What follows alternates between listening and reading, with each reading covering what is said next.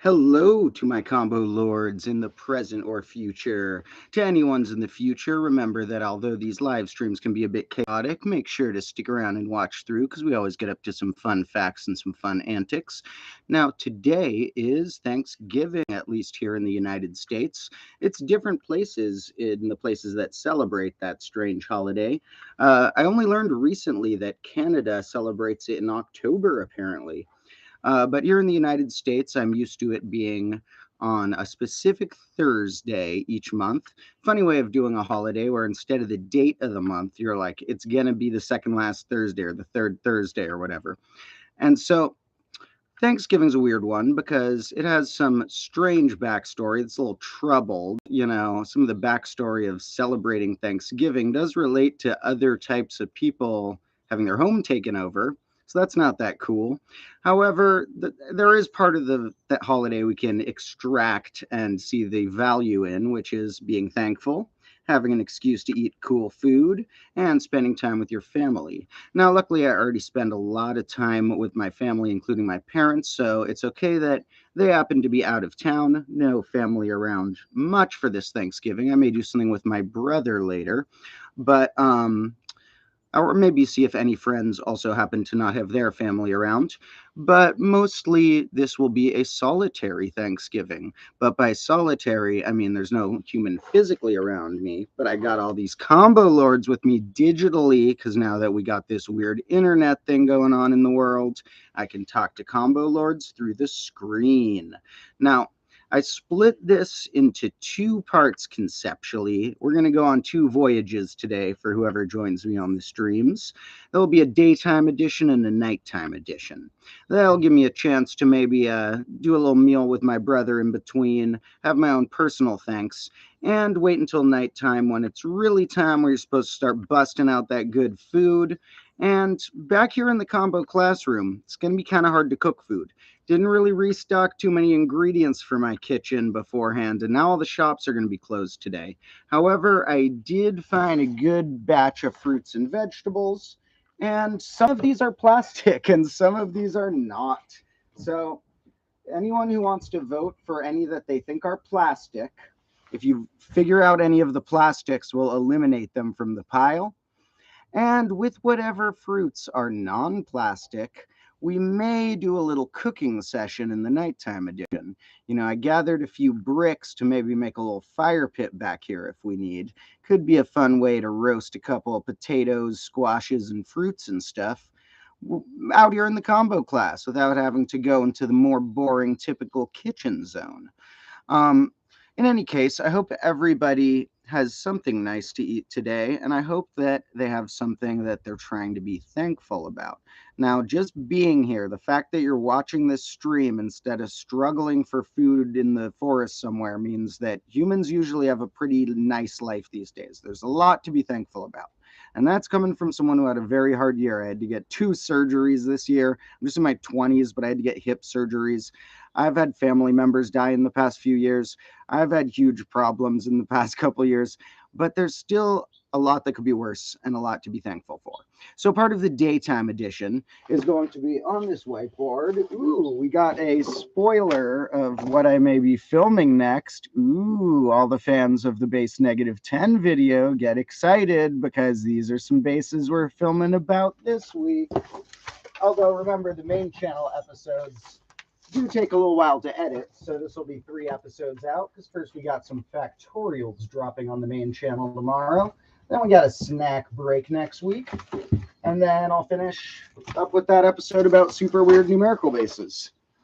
Also been dropping some more short ones. I know everyone's a fan of the shorts, so I'll try and keep up with that once in a while.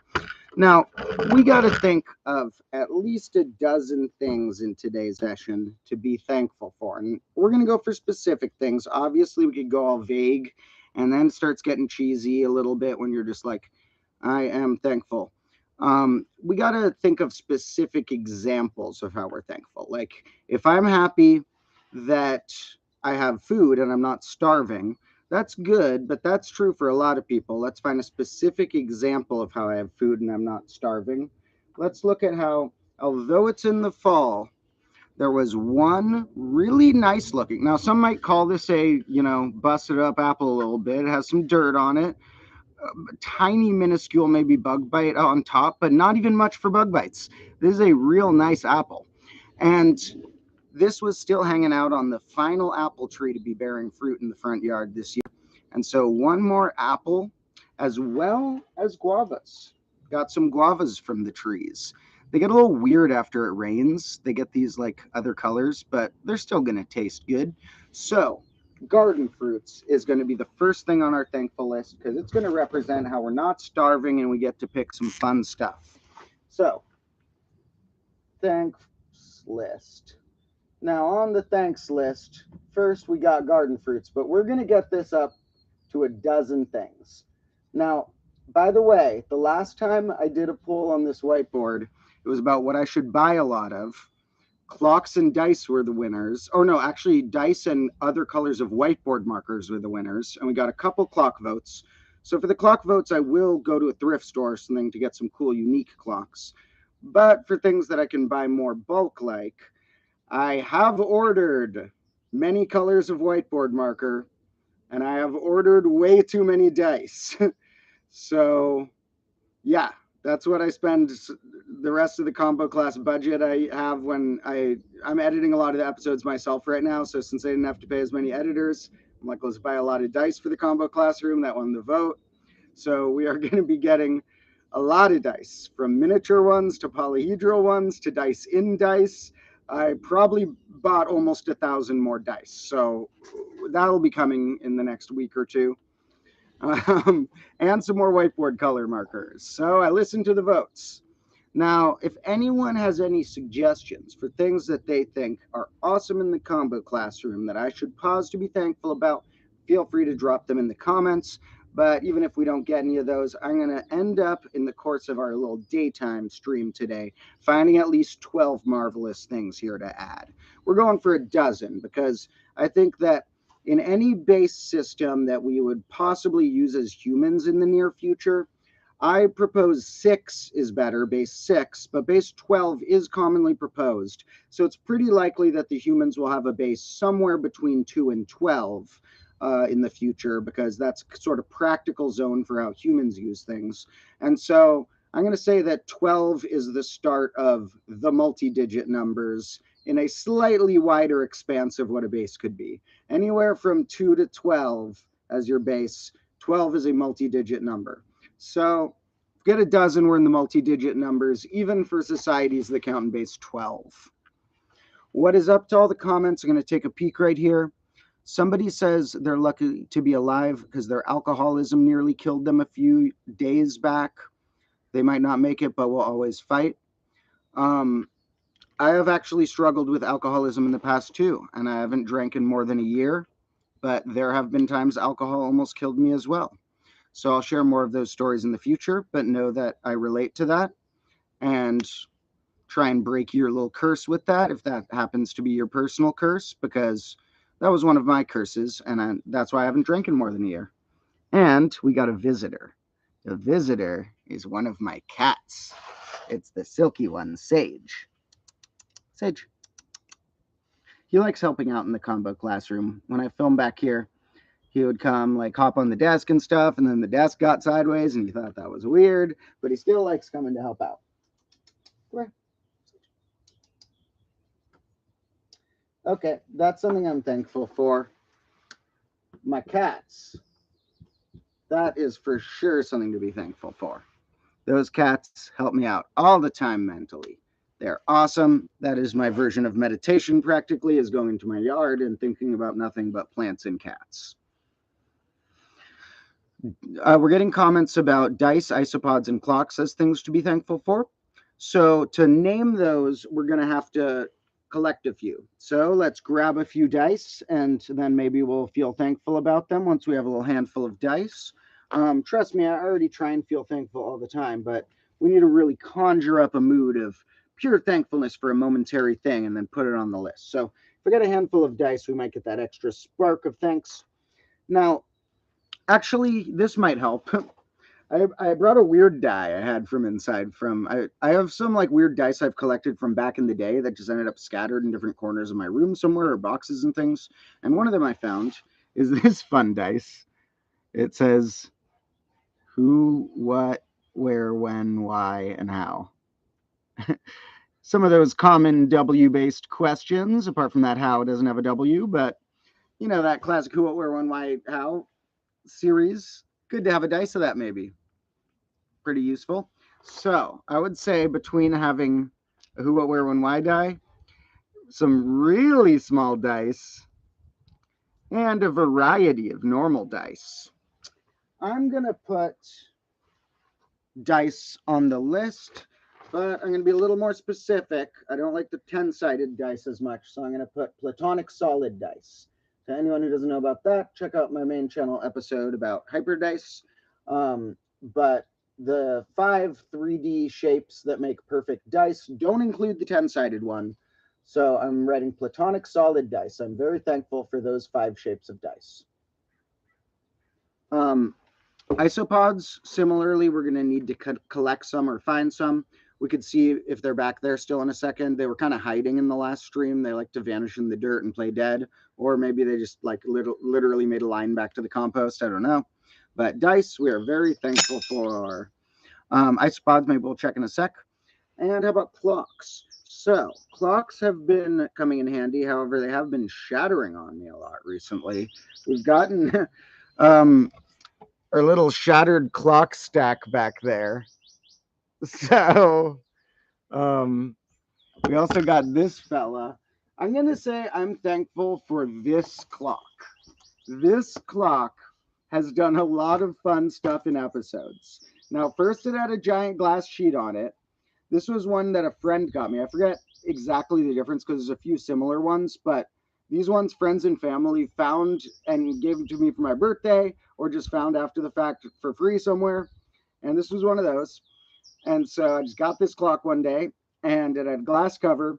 And that was when I had the diagonal desk. It kept rolling down the desk when it would slip out of my hands because it's kind of heavy. And 1 or 2 times in some of the short videos, it made this like cool ricochet beeline diagonal swirly. It like slid down the desk and continued its momentum in a really cool way and like slid behind the whiteboard and stuff.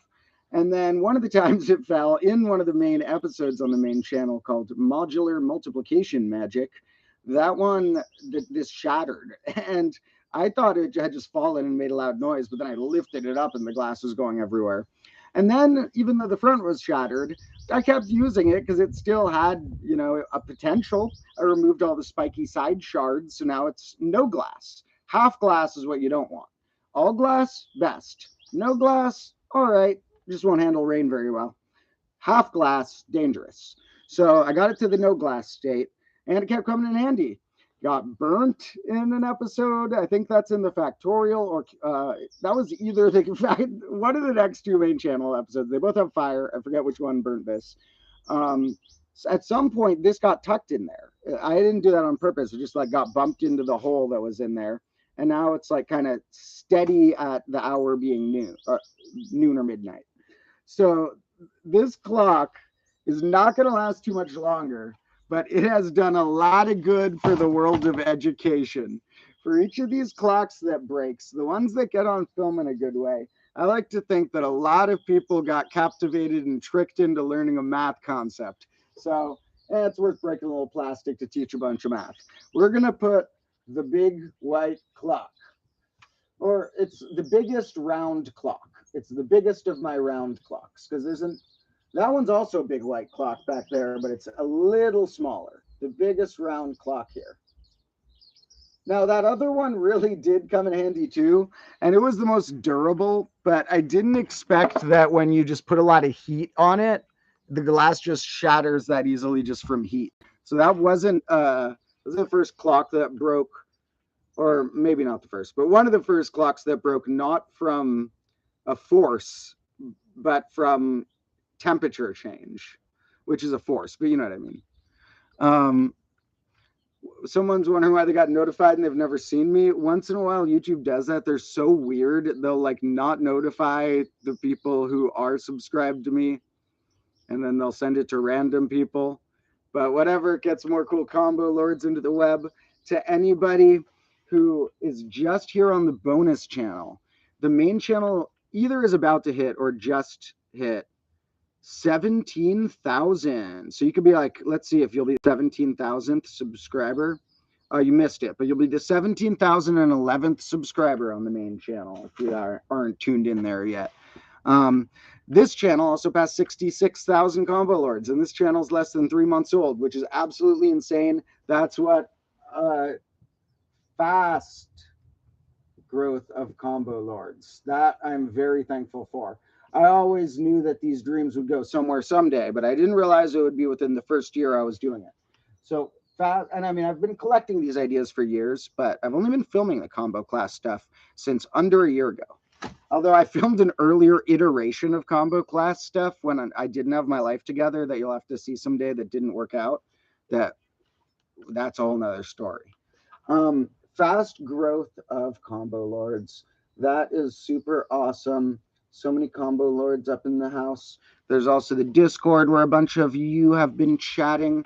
Haven't had time to check in on that too much, but when possible, I will take a peek through there and respond because I love all the mathematical and scientific discussions. And yes, I love you all so much. Like I mentioned, I'll say this really fast again to not waste any time. Like I mentioned in the last stream, I will have a Patreon, which people asked for starting in December. It will have cool stuff. Some of them will involve get more like small meetings where you get to like talk to me on Zoom or stuff like that with a small group. Some of the smaller tiers will just be a bunch of cool bonus videos. So they'll be coming very soon. Maybe even before December. We'll see. Someone noticed they have a stop clock in their room. Someday I need to make like a PO box for people to send me their broken clocks because I feel like a lot of people would send broken clocks. But the problem is that the bigger the clock, the cooler. And I don't really know PO boxes cut off. And like they'll be pissed at me if I'm just like getting this size of clocks they have to hold and wait for me to come every other week. So we'll see. Someone's mentioning Threeven. If they mean something I should be thankful for, probably I need to think of some Threeven stuff. I mean, like the most classic version of the cube definitely has Threevenish dimensions, both in terms of the dimension is 3D and in terms of 3 per side, like 3 cubed amount. If you had a center block, if these were actually little cubes, there would be 3 cubed. So that's like a super Threeven looking number amount of cells in this. Now, decks of playing cards, 52. That is not a Threeven number, so that's not going to help. What is Threeven around here? Our clocks are for sure Threeven. Our dice are for sure Threeven. Lot of Threeven stuff. I feel like I need to find a specific, really cool Threeven thing to pop out, and then maybe I'll add that. So happy Thanksgiving to everybody. Leave in the comments if anyone's going to be eating anything cool or surprising. Obviously, a lot of people will be eating turkey and some of the tropes. I don't have any giant bird around here. I don't have any turkey or chicken to cook. However, I can cook some other random stuff on a campfire in the nighttime edition of tonight's stream. And what we're going to do... Oh, God. Uh-oh. Okay. What we're going to do is take a peek at some of the stuff we might cook later, such as I'm going to just make a little campfire in the nighttime edition and wrap stuff in foil and put it in the campfire, maybe 1 or 2 things instead of foil on a thork, as I call this. So my thork and my foil where'd my foil go? And my foil will come in handy. Now, so I will be very careful. It's not going to be a campfire tutorial. We will save that until I'm camping sometime. This is going to be you watching me do a more chaotic campfire to whoever attends the nighttime edition, and it is not a tutorial or suggestion. However, I will still keep it safe by making a brick area around where the fire is going to be, because there are a lot of dead leaves on the ground here, and you need something like bricks or stones to keep your fire away from any other leaves. So we'll be careful, but it's also not going to be a tutorial. Got to say that in advance in case things get chaotic. Now, to take a peek at some of the fruits and vegetables we may roast. Some of these are plastic, so pear, sorry folks, this is plastic. We can't roast it. Orange, don't think it would work roasted anyway. Doesn't matter, it's plastic. Passion fruit, probably not going to roast it, but we could try. This is a passion fruit. Sometimes they've grown from my neighbor's yard into my yard in the past. This isn't from that. This is, my neighbor gave this to me, but I think they might have gotten it from like a store or something. Vine that used to grow into our yard and maybe into the neighbor's yard from a different neighbor. And passion fruit vines make really cool little spirals with the vines, and they grow these and cool flowers. So that was really cool. But then I think the neighbor might have cut it back or something because the vine stopped creeping over to my side. So I haven't seen it this year, but it could return. But I got this one from a neighbor. I don't know where she got it. And maybe I can plant passion fruit. I need to look up to what you're supposed to do to replant it.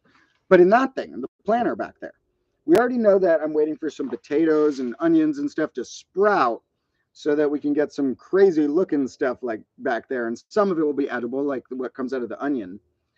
But maybe I can make a passion fruit coming out of half of that thing. So we'll also see, for anyone who doesn't know, what the inside of these look like in a bit, because they're cool. It's all these weird little gooey seeds, and they taste tropical, and they are very strange. I'm going to take one more peek at the comments, and then we will look at the rest of the fruits and vegetables I brought out here. Thank you to all the comments, mostly just people being nice. So I love you all. Thank you. That's what I'm going to put in the thing. Not only fast growth of combo lords, but combo lords being awesome. All of the people so far who have been joining my streams, who have been talking in the Discord and stuff, have been not only very nice, but sharing fun facts and curiosities. And that's the goal we want to build here. Be curious, be confident with your curiousness, and also be very nice. You can be a savage and still be nice. We'll learn the techniques. I mean, feel like I've learned a lot of the techniques. I'll share the techniques. Now, what do we got to cook later?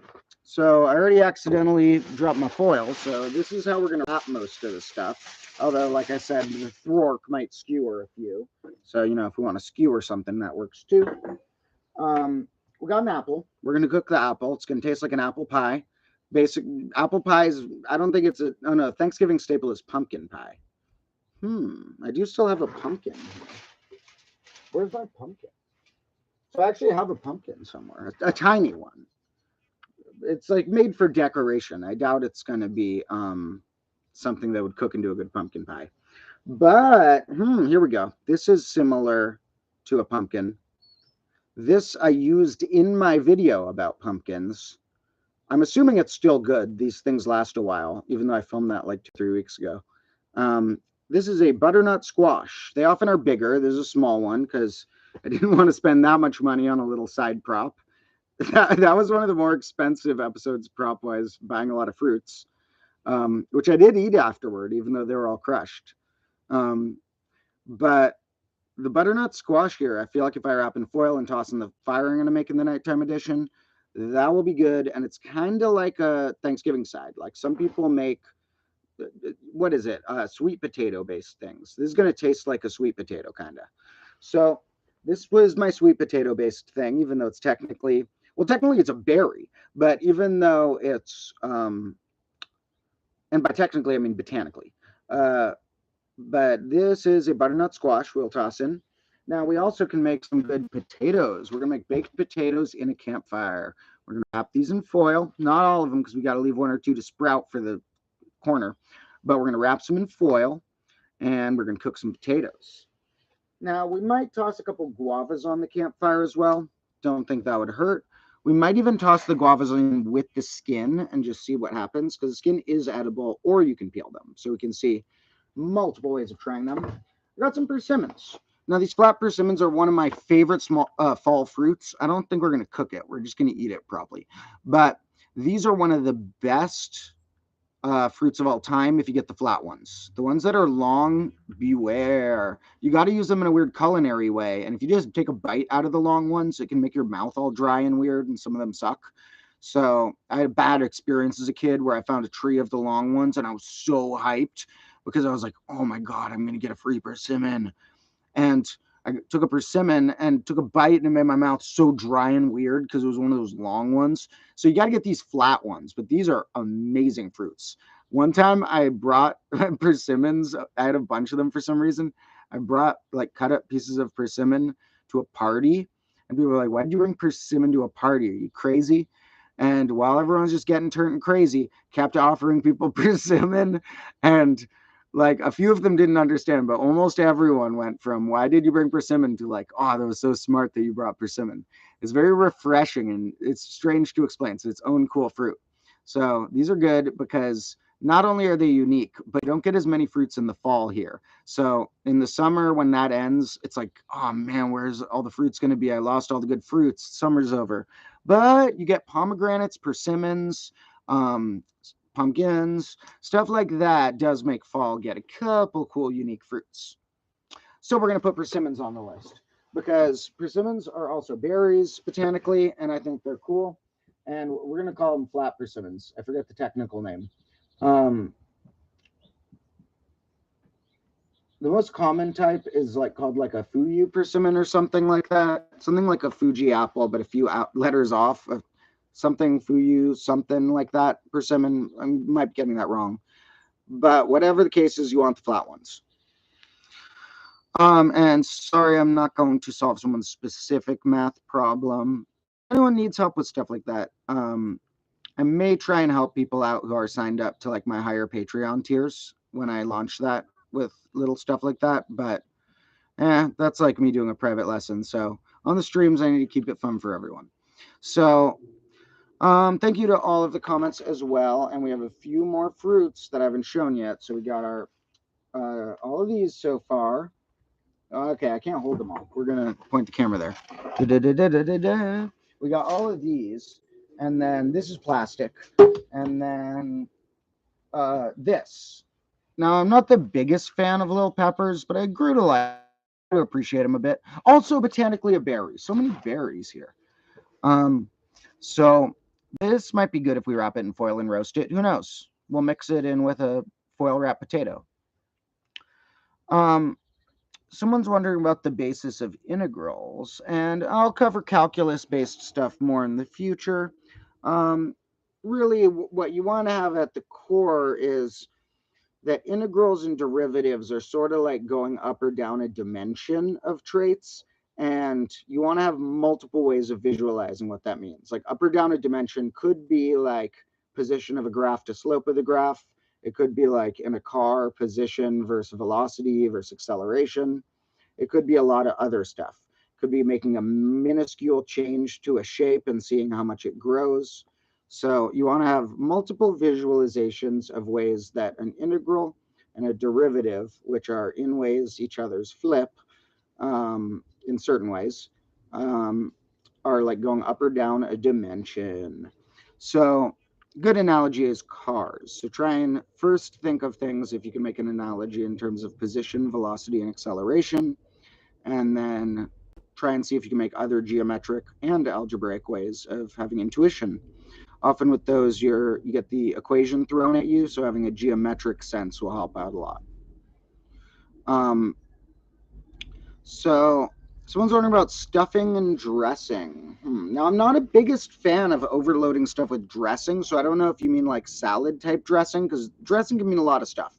But like salad type dressing or like condiment-y type dressing, I feel like it's overdone. You need like a tiny bit of it to get the point, and I don't want my thing all wet and sloppy. I feel like burgers and stuff need like half as many condiments to be as good as their full potential. So salad too. I feel like salad needs like a third as much dressing as it usually gets to have its full potential. I don't want my things soaking wet. So I don't know what type of dressing you mean, but if you mean related to the stuffing, stuffing is really good. I wish I had the supplies to make stuffing today, because that to me is probably, if I had to say the best parts of a Thanksgiving dinner to me, I like turkey to the degree usually that it has some good gravy. Turkey's kind of bland on its own, but if you got some good gravy, that turkey can slam. But then I also like some good type of like green beanie dishes they sometimes have there. They sometimes make those pretty good. But then the stuffing is really maybe the star. The stuffing is maybe the top dish at Thanksgivings. So we're doing a really weird impromptu one here. Now, in the before the nighttime edition, I'll see what else I can grab from my kitchen, but we're probably going to be cooking all our stuff on a little campfire. And I don't know how I can make stuffing with not many kitchen supplies on a little campfire. So we'll see what we can do. I don't have too much in my kitchen. Most of what I had that I could imagine using is there. But even with that stuff, we're going to have baked potatoes, butternut squash, baked fruit that's going to taste like little pies. That's like half a meal right there. And I'll figure out what the second half of the meal will contain at some point. Maybe I'll even see a turkey. Sometimes turkeys wander through this neighborhood once in a while because I live pretty close to the marina where some hang out. I've seen turkeys like on my neighbor's roof and just walking through the neighbor's yard and stuff. So don't worry, I probably won't actually catch a turkey. Although what I am going to set up soon that's going to be cool, there's a trail camera that only detects when there's motion. It only films that. So I'm going to put this up in the combo class and maybe a few other versions like this so that if any animals come through, it like doesn't film until there's motion. So it's going to get a bunch of leaves falling and stuff, but it's also going to pick up a bunch of animals and stuff. And I'm still not fully sure what animals do in the combo class because I know in the front yard, there are like raccoons, skunks, possums, all kinds of stuff. And I haven't seen the degree to which they do crazy stuff back here. So we're going to try and document it. Someone's wondering if I watch anime. Not really. I do like cartoons a lot. So I've had certain cartoons I've really enjoyed over the years. Old school cartoons are super awesome. Someday I'll do some video essays on the bonus channel or something that are like about certain ways that cartoons from the 20s to 50s or so were super cool, including Looney Tunes and other similar companies. These companies called the Fleischer Bros, MGM, certain Disney stuff, but a lot of it being Looney Tunes and stuff, which was the Warner Bros. Animation. So a lot of those are super classic. I could rant for a surprisingly long time about like directors of those old cartoons, like Bob Clampett, Tex Avery, Chuck Jones, some brilliant directors. I could surprisingly, like, if you gave me a year in the 40s, name some Looney Tunes that came out on that year. But I also have like some modern cartoons. Adventure Time's amazing. Regular Show is awesome. Gravity Falls was cool. Rick and Morty is cool. And the closest one to anime that I got into was Avatar: The Last Airbender was really great. So that's not quite anime, but it's close to along those lines. So I had a friend who was into anime. His family was from a more traditional Japanese culture, and he had a bunch of Japanese animes he was into, both in forms of the like manga and the anime. The manga being like the written kind of like graphic novel version of it. And so he showed me bits of the classic ones like the Death Note and stuff like that I saw like little peeks of over when I was like 13 or whatever. But don't know too much about those whole rabbit holes. But I actually do really like animation, and I hope to make a cartoon someday. And before Combo Class was everything, I took some classes in college related to storyboarding and script writing for animation, and I wrote some scripts and stuff like that. So I have like some old scripts and ideas that someday I would have ready to animate when I have my right team. Someone's saying something about Tom and Jerry. And Tom and Jerry are cool. They're probably not the most classic of all the cartoons. Their cartoons are a little like other certain types of Looney Tunes are a little deeper into philosophy and art. But Tom and Jerry's fun. I like them a lot too. Super dope guys. Now, someone's thinking the wildlife camera will get the squirrel, and that is true. So there's a couple squirrels who've been coming through the yard, and one is crazier than others. And if there's a squirrel who I go close and it's not scared of me and it's doing tweaky stuff, that's the squirrel, I'm pretty sure, out of the bunch. Can't tell them apart physically, but the way they act, you can tell them apart. That has something weird going on in its brain. And there's one crazy squirrel just does weird stuff. But the squirrels have a great life. They like take a guava or a fig or whatever just when they want. They don't pick the tree clean because they're already full. They have access to so many yards of fruit and stuff that they're just like in a buffet, just like walking by, like, do I want a guava right now? Sure. No, I'm good actually. Someone's wondering my favorite math problem. Now, it's a very vague question because there's problems that are solved, which would mean like a puzzle like problem that would be my favorite because it has a clever solution. And then there's problem meaning like an unsolved problem in math. As far as my favorite unsolved question in math, there's a lot of fun ones. A lot of people are super into the Collatz conjecture. That's cool. A lot of people are super into a lot of there's a big one called Goldbach's conjecture, the ABC conjecture. There's some really big conjectures that are unsolved in math, but my personal favorite is the Riemann hypothesis. I also just relate to prime numbers.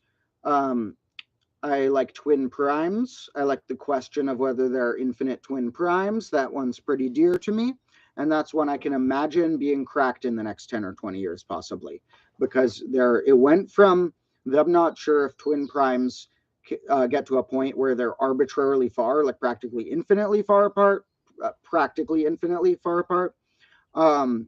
they got that down to knowing for sure that twin primes will keep landing at least at times that are within 246. And then based on some other thing that's not fully proven but believed, they think they might have gotten it down to even 6 or 12 apart, that there might be infinite times they're within 6 or 12.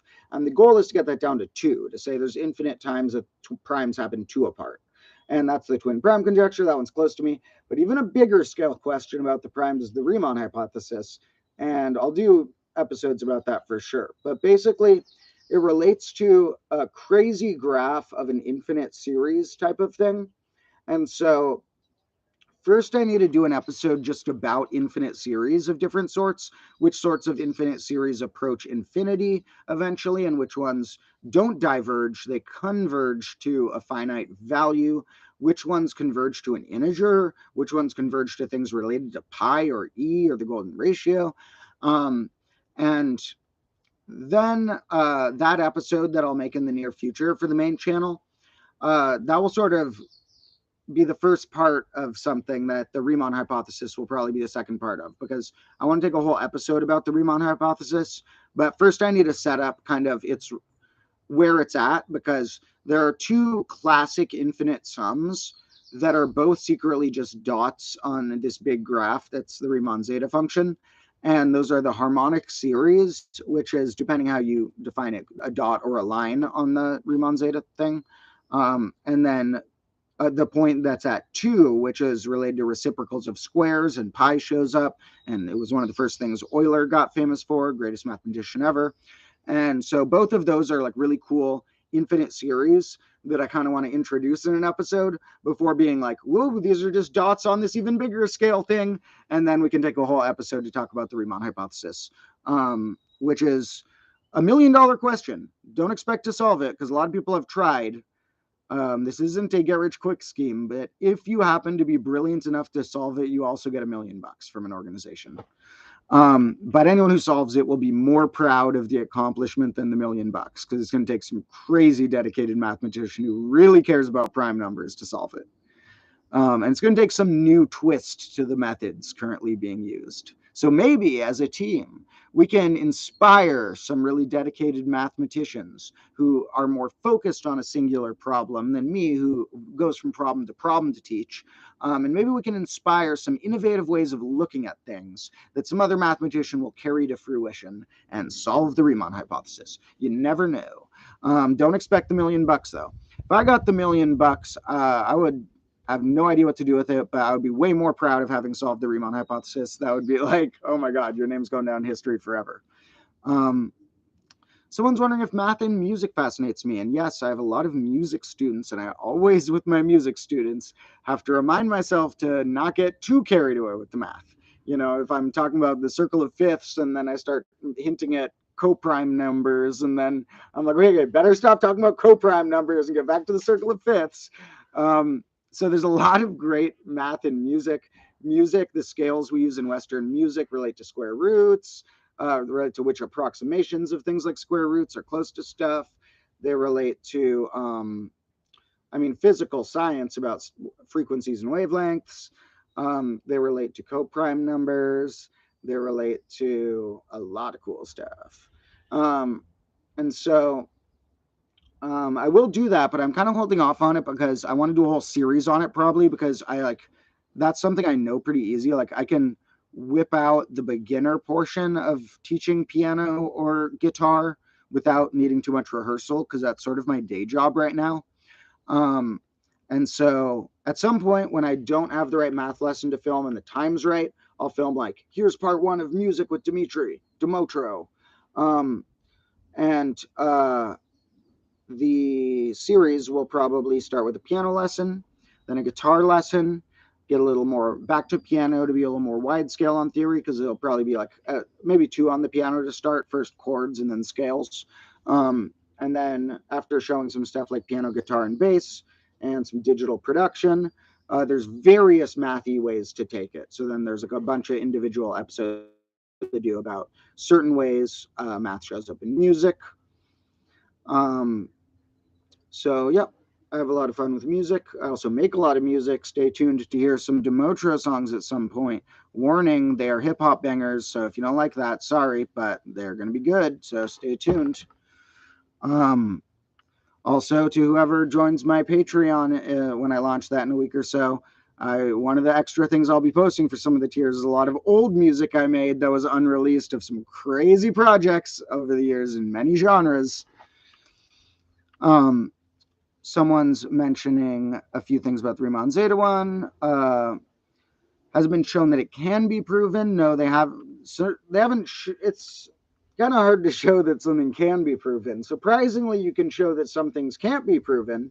So it hasn't been shown that it can't be proven, but it's a lot harder to show something can be proven. Although a fun example of that will show up in my factorials episode briefly, and I think it showed up in a short at one point, which is there's a thing called alternating factorials that are going to be in that main channel episode briefly when we go through like some mutant variations of factorials. And they know a finite number of them are prime, but they haven't found them all. So that's kind of a fun example of like, you could phrase that in a way that it's been like, you can prove the list of them, although it's more not really a proof, but we don't know them all. But it's harder in other senses to like know you could prove something. But the Riemann zeta function theoretically could be proven. We haven't shown that it can't. But there are chances it can't. You never know. So a lot of good comments. Someone's wondering my degree. I don't have a specific degree. People will have to trust the truth of my knowledge because I am honest about the things I do or don't know. Math is something I know an incredible amount about. Certain types of science I don't know as much about. And those are the ones that I haven't made videos about yet. But I have learned most of my knowledge from reading. I took about 2 years of college classes that did have a bunch of math classes, but I didn't end up getting a 4-year degree. I do have one of those 2-year type of degrees, like an AA or whatever, but didn't end up going for a 4-year degree because I found it more fulfilling to study stuff on my own personally. Not that that's necessarily a suggestion, but I just read an insane amount of books and articles, and I do a lot of mathematical experimentations myself, like double and triple checking things on my own. So almost all the knowledge in the videos I learned from a personal experiment, a book, or an article, not from a class. And combo class is going to hopefully be a place where I want to build it into a whole school-like thing where people can get really cool types of education online in a lot of different types of ways, maybe even in in-person science centers someday and stuff like that.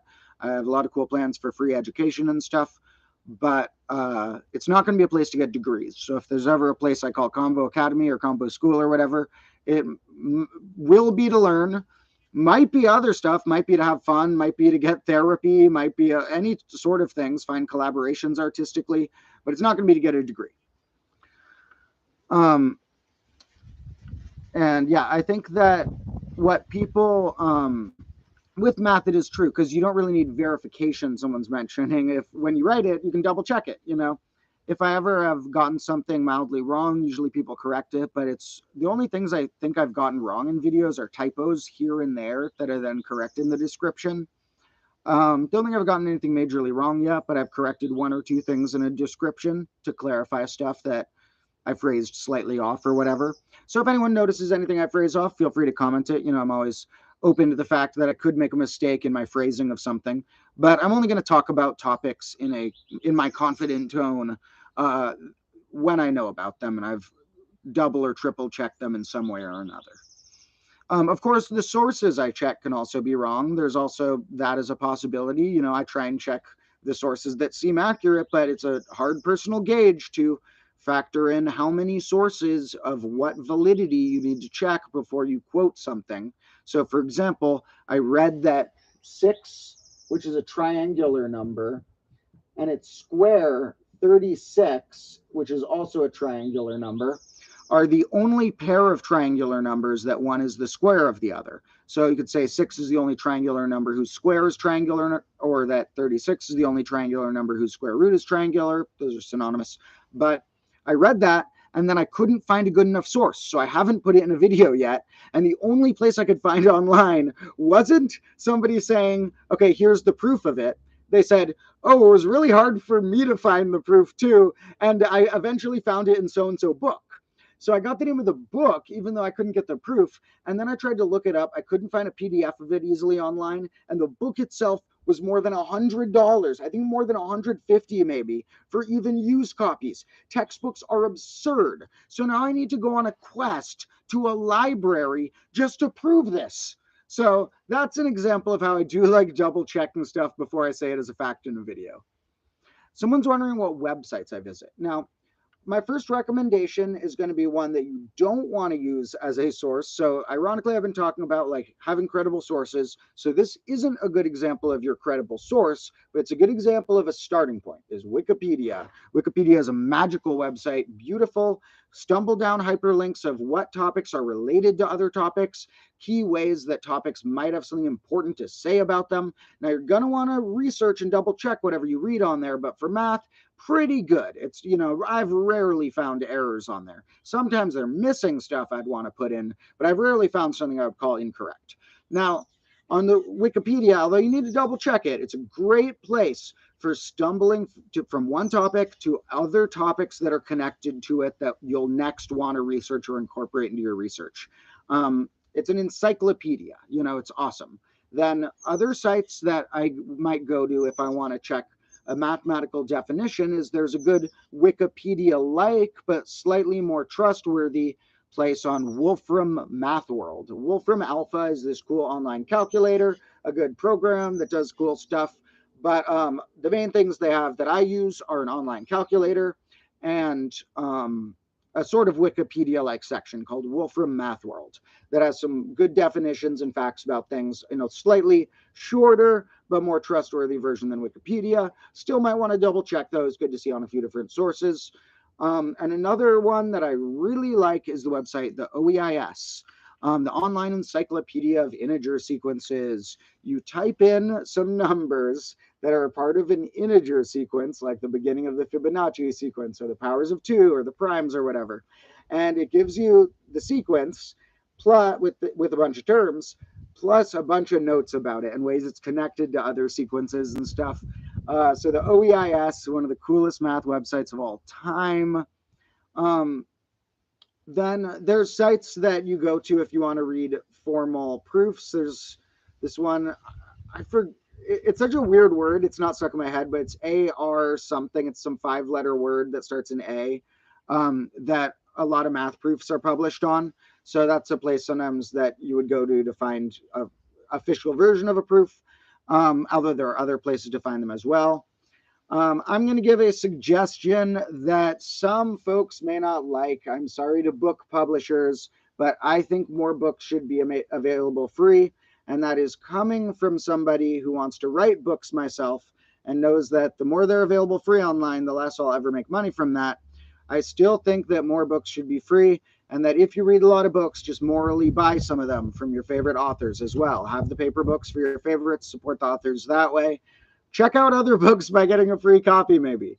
I'm not going to formally suggest this, but I'm going to say that there's a site called openlibrary.org. It might have a slash in it somewhere, created by similar people to the ones who ran this one called archive.org. Archive.org was easy for them to legally get away with because they put a lot of public domain stuff for free. Really great project documenting old public domain stuff and making it available. Openlibrary.org, not making any recommendations, but just saying that if you make a free account there, and it might have a slash somewhere in open/library or something, so find the right one, made by the creators of archive.org. They've gotten in a lot of trouble from different book publishers because what they do is, but they still are somehow getting away with it as far as I know. I haven't checked it recently. They own a lot of books, and they've taken a photo of all the pages of their book, and they can rent out the book for free to one person at a time, getting away with it legally as if they're sharing the copy of the book they have, as opposed to making one copy available to 50 people. They're like, I have 10 copies of this book and I photographed the pages of each, so 10 people can be using my book. And they've gotten away with it legally somehow, and you can make an account there and read a lot of free books. And remember, you should also support publishers by buying paper books whenever possible. I buy used paper books all the time. So I'm not making any suggestions. It's coming from someone who wants to make money from books someday. But all I'm saying is I've read some good stuff on there for free. So those are good websites. Fans of those. Now, the other math website that has really great discussions and some of the smartest math discussions currently going on is on this place called Stack Exchange, or there might be I forget if the subplace is called Math Exchange or if it's called like math.stack exchange, something like that. That's the forum where the smartest math discussions are going on. And someone asked to repeat a website name. I don't know which one they meant. One of them is Wolfram, WOLFRAM, has a good calculator and has this good Math World section. The Wikipedia, I think you all know, and the OEIS.org is the online encyclopedia of integer sequences. So sometime I'll like write those all. So here, I'm going to write a thanks to the OEIS on my list because that's given me some really cool ones where I've had a sequence I was fiddling around with, and it kind of gives me a radar of if the sequence I'm fiddling around with already has a cool name and already has a bunch of facts proven, or if it's something other people aren't investigating as much. So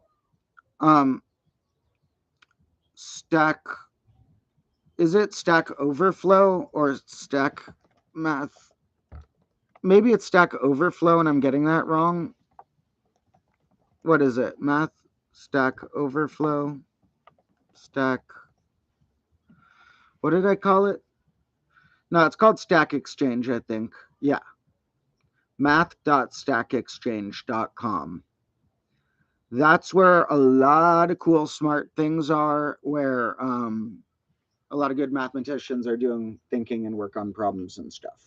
There are also specific places where people can join mathematical hunts, like there's a specific site you could find if you want to help look for Mersenne primes, or if you want to join other projects. Someone's wondering how old I am and what age I got into math. I've given some backstory about math before, so I'll save that for later. I've always been into numbers and puzzles to a degree, so I've always liked math, I think. But I am 29 now, actually. A lot of people think I'm a lot younger. I've had a lot of phases in life. I feel like I've lived a whole life up till when a crazy incident almost killed me last January. Not this year's January, but the January of 2021. And I feel like I lived a whole life up till then, and now I'm on a second life. So there's a lot of crazy stuff you guys still got to see from my past. But yes, I'm 29, although some people think I look younger. Although right now that I have the beard and longer hair, I don't look as young with the beard. I probably look my age. As soon as I shave, people are going to be like, oh my God, you look like 22 or something. So whatever, that's the way things go. I'm also shorter than people expect. People often expect confident people to be hyper tall for some reason. They associate height with confidence, but I'm not hyper tall. I'm shorter than average. You'll see me look really small if I ever invite one of my friends over who's like basically 6'6" and looks like a scaled up human. Yeah, people, it's funny, associate me even who know me, even who can see me in person, with being taller or average when I'm a little shorter than average, probably just because of confidence. I don't know why. That's some weird thing in our culture. It makes sense as a caveman, you know, tall helps you gather fruit or whatever. So for some reason, people assume that since I'm confident, I also would be confident because I was able to gather the tall fruit or whatever. I don't know. Um, So, and everyone here is probably different types of experience, different types of look, culture, height, weight, everything. And let's remember that we all should appreciate each other and accept each other, no matter other people's preferences, appearances, whatever. Got to respect and appreciate each other. Other people, what they're like isn't going to hurt you unless they're doing bad things. Um, so yeah, I'm going to turn 30 next June. And we're gonna, by then we'll be in grade -2, in the middle of grade -2 somewhere, and we're gonna have done some crazy stuff before I turn 30. I had no idea I would already have this many followers at that point, but we're gonna get it even further and further and further before I hit 30, and then we are gonna have an insane 30s. um I feel like I'm older too because I had to get 2 surgeries this year, hip surgeries, and those are usually not things a 29-year-old has to do. But like I said, you got to be thankful even when your life's hard, because it could be a lot worse. Anyone who's watching this stream probably isn't starving to death. So let's make a thank you that surgeries went okay. Surgeries didn't have anything go weird. The surgeries went okay. How many thanks do we have so far? We got our garden fruits, our cats, our platonic solid dice, the biggest clock that's done a bunch of cool stuff, the fast growth of the combo lords being so cool, flat persimmons, the OEIS, and the surgeries went okay. That is 9 things we have been thankful for so far. And I promised at least 12 in the morning portion of the stream. So we'll find some more fun stuff to be thankful for in a moment. Now, let's see what other fun stuff we might incorporate into our Thanksgiving extravaganza, because I brought all types of stuff out here. So we have, this is a fun one that I want to use as like a little puzzle. Here, let me get a little sip of my coffee. Morning stream, we get coffee. Night stream, we get campfire. Here we got a magic 8-ball, but it's broke on the inside somehow. It's like all weird and white. You guys know these magic 8-balls? It's like a fun thing as a kid. Now, I'm going to repeat something I mentioned a while ago, which is like having mildly spiritual luck based, this is my lucky, this is my random thing, can be really fun if you don't attach too much weight to it. If you don't really believe it and you're just having fun with it, being like, what did the magic 8-ball predict, can be fun. Just don't go down the rabbit hole of like being like, no, but the magic 8-ball said that, and now, you know. So you got to take it with a grain of salt, have fun with it, and then random like lucky things like that, or having a lucky number, can be fun. Now with the magic 8-ball here, we could use it to predict stuff, but it's all busted. Now when you like shake it, it starts out all black sometimes, and then you get like this weird cube-y thing on the inside. And I was looking really closely at it, and I think it might be an icosahedron, because there are 5 triangles meeting at a corner, I saw. Now, I don't know if it's has that going all the way around, if it's a regular polyhedra, but if it is regular in that it maintains that 5 meeting at the same angle on the other corners, that would make it an icosahedron, one of the dice we have here. Now, I am re-upping my icosahedrons. I'm going to get a bunch more in the mail with the dice I just bought, which is good because all I'm seeing is cubes. Cube dice everywhere, but I need some icosahedron examples. Now, for those who don't know, icosahedrons have 20 sides, and they are one of the perfect dice shapes, which there are actually only 5 of. Where the heck is an icosahedron? There are like literally hundreds of other types of dice. Okay, we're going to use a different example because I can't find the icosahedron. We're going to use the one that's a little smaller is a dodecahedron, and that has pentagons. Now, this can't be what's in here because I'm seeing triangles here. So it's okay. So seeing triangles here, and I don't know if you guys can see that, but it's like a QB triangle shape. And at first I thought it might be an octahedron, but then I saw 5 meet at a corner. So if 5 meet at a corner, that's a level up from the come on, dice. It's a level up from this one, which I thought it might have been, which has 4 triangles per corner. But the 20-sided icosahedron, the classic D&D die, is like this. It's funny, one of my music students who probably doesn't know about this channel, who's like younger, like a kid, was mentioning they play D&D. And I was like, just casually had to mention, I'm like, I haven't played much D&D, but if I ever need to, I have dozens and dozens of 20-sided dice. They're just somewhere scattered in this classroom. So thank you to whoever is saying to be happy and that I piqued their interest in math and to be happy always. And that is a good goal. And in my lessons and other ways online, I do hope to teach people ways of appreciating happiness. We can't always be happy. So if I ever make a video related to that, I wouldn't call it how to be happy. I would call it how to be happier. Because you're not going to just hit this pure happy state and you stay there forever. But you can find ways to be happier. And more moments where you get lost in a moment feeling happy in an infinite way. Sometimes we scale back and we're thinking about timelines and things, but sometimes you get lost in like laughter or nature or learning or something, and like you lose track of time and things are infinite there for a second. So that's really good, and I want to make people be able to do that more times in the day, because I've had such a hard past couple of years, and I'm shocked that I still find moments where I'm like laughing at something. So somehow I've learned good survival techniques at finding things funny and beautiful still. Even though I'm still going through a lot of hard times mentally and physically, it's not like my whole day is happy by a long shot. I still have panic attacks and stuff, but my I have moments each day where I get lost in some sort of beauty of happiness.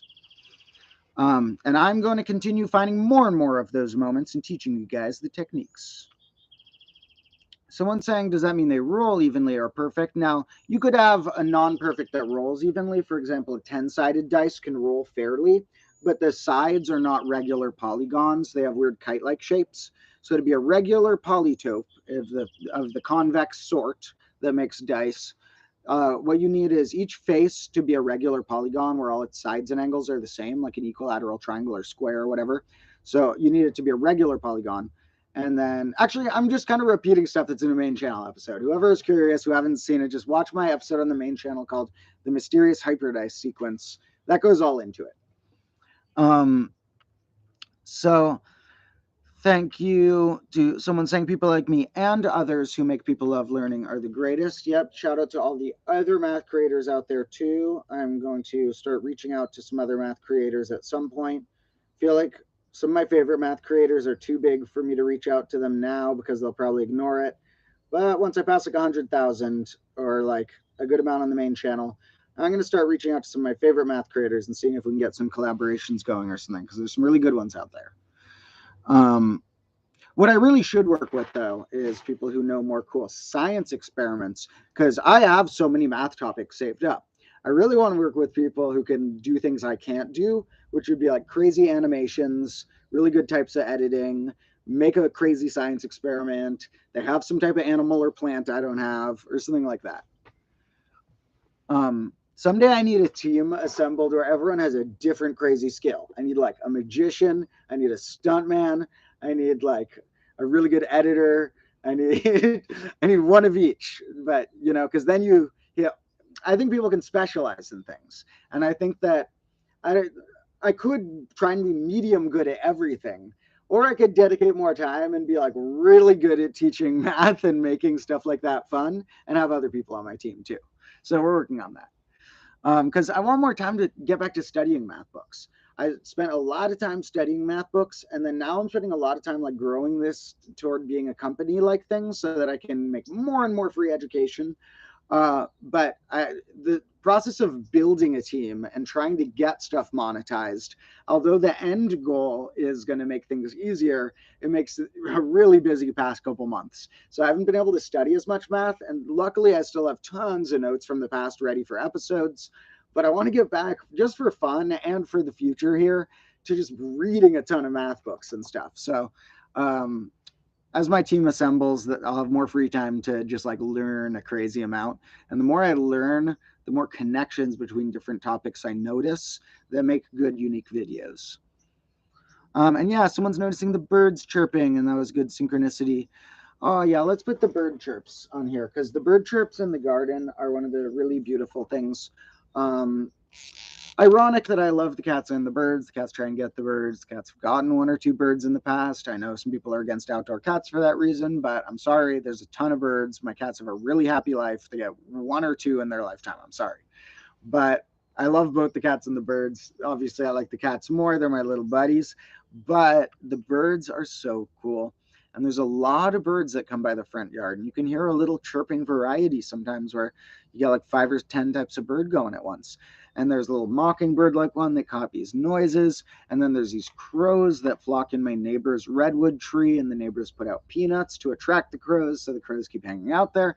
And the crows are cool. And they do this weird parties once in a while, or like a crow meeting or whatever, where all the crows in the neighborhood go meet up somewhere. And once in a while, it's my block. And it's really weird. Whenever all the crows in the neighborhood meet up on my block, all the power lines are just filled with crows. All the trees are filled with crows. And they're yelling and flying around and interacting and partying or something, or having a business meeting, or I don't know.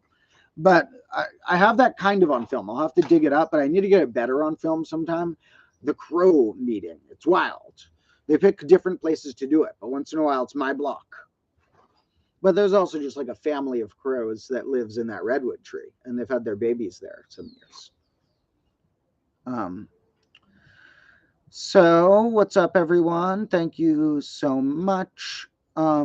Someone's wondering my thinking process for math, and it would depend on the type of math because it's so varied. But let's say I'm looking at like a number theory problem.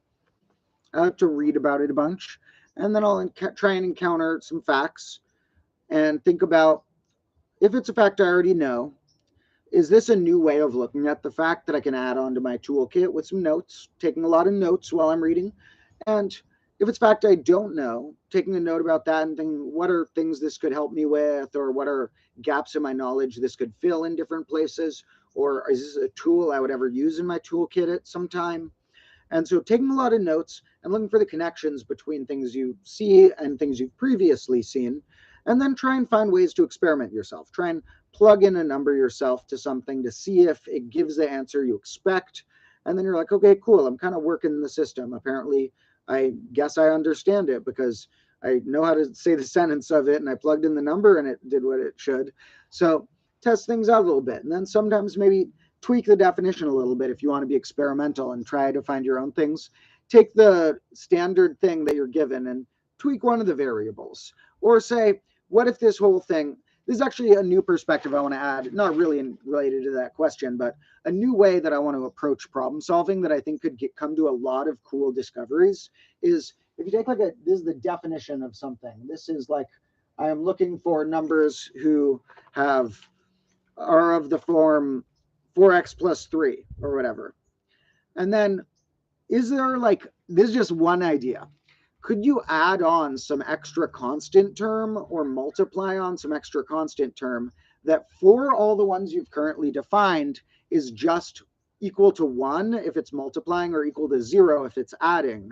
So that like if you were looking at numbers that are, well, one example that's similar is like perfect numbers have their divisors apart from themselves or their factors apart from themselves add up to themselves. Exactly. Perfect numbers are rare and important.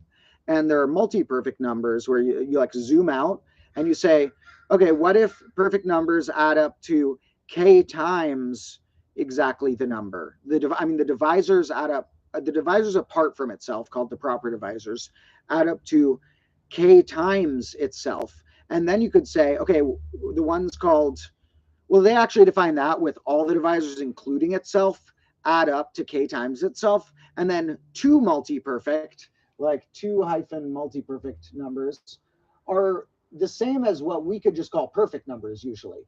But if you want to zoom out, you could be like, they're the ones that all the divisors, including themselves, add up to twice themselves, which is the same as all the divisors apart from themselves add up to themselves. And then you can extend it and say, what other types are there apart from two multi-perfect? So what other ways could you take a thing that's already existing, a type of number or whatever, and expand the definition by saying, what if there is some extra term in the definition that right now is set to 1 if it's a multiplicative thing, so not changing it, but I tweak it now, or an extra term that's somehow added that's set to 0, and then I tweak it somehow. So that's a weird thought of a way you could maybe extend things and find new things. And yeah, how to be good in math. There's a lot of ways to do it, but in general, the more problems you can make yourself solve and think through, the better. Problem solving is really important. And also just reading, even if you do read straight to the answers, the more different types of things you read and think about connections and take a lot of notes, that'll end up getting you good. I also like how with all these streams, it helps me solidify my knowledge a bit, because then going forward into making episodes, once I've streamed, it's kind of getting a sense of what topics I'm like, oh man, I really could describe this really well and I want to keep going. I got to cut myself off and make it a main episode. And which topics I'm like, all right, when I'm streaming, I'm not sure how to confidently say the answer to this, so I have to phrase it as a question. Episode can wait till later. So the streams kind of get my meta teaching process helped with figuring out which concepts I'm super ready to make the episodes about and which ones I need to research more first. Like I've mentioned, the episodes are usually topics that I learned like half a year or more ago, because not always, but often, because then they've really sunk in and I've seen them be applied a few different ways since then. And newer topics, I sometimes wait to make the episode because I'm like, maybe there'll be more cool ways my understanding gets deepened about this in the next 6 months first. Someone says we need more clocks, and yes, I couldn't go clock shopping with all these leg surgeries, but now I can walk again. Not as good as some people, but I'm getting there. And we're going to go clock hunting. I didn't buy any clocks online this time because they all look so boring and expensive compared to going to like a thrift store or something. So I didn't get any clocks with my massive dice purchase and whiteboard marker purchase that I just made. But, and for anyone not listening earlier, yes, there are hundreds and hundreds of dice coming. And more colors of whiteboard markers because you all voted and I did it. So clocks will come soon, but I want to get them from thrift stores or something. Someone's saying, what's my view on learning dates in subjects like history or English literature? I think having a general sense could be useful in a historical sense. Now, there are two types you could do with literary analysis. I think that just purely analyzing literature, the best literature is timeless and it doesn't matter when it was written. But that's my opinion of best. There are some that are incredibly important and epic and good that are reliant on their time period for context. And that's something that makes me too perfectionist and worried about my books. That has been a roadblock for me to publish my fiction books, is that I always worry how well they would hold up in translation or in the future or to aliens. But I think that some things are reliant on the time period, but that's when it's more of a historical thing than a purely literary view.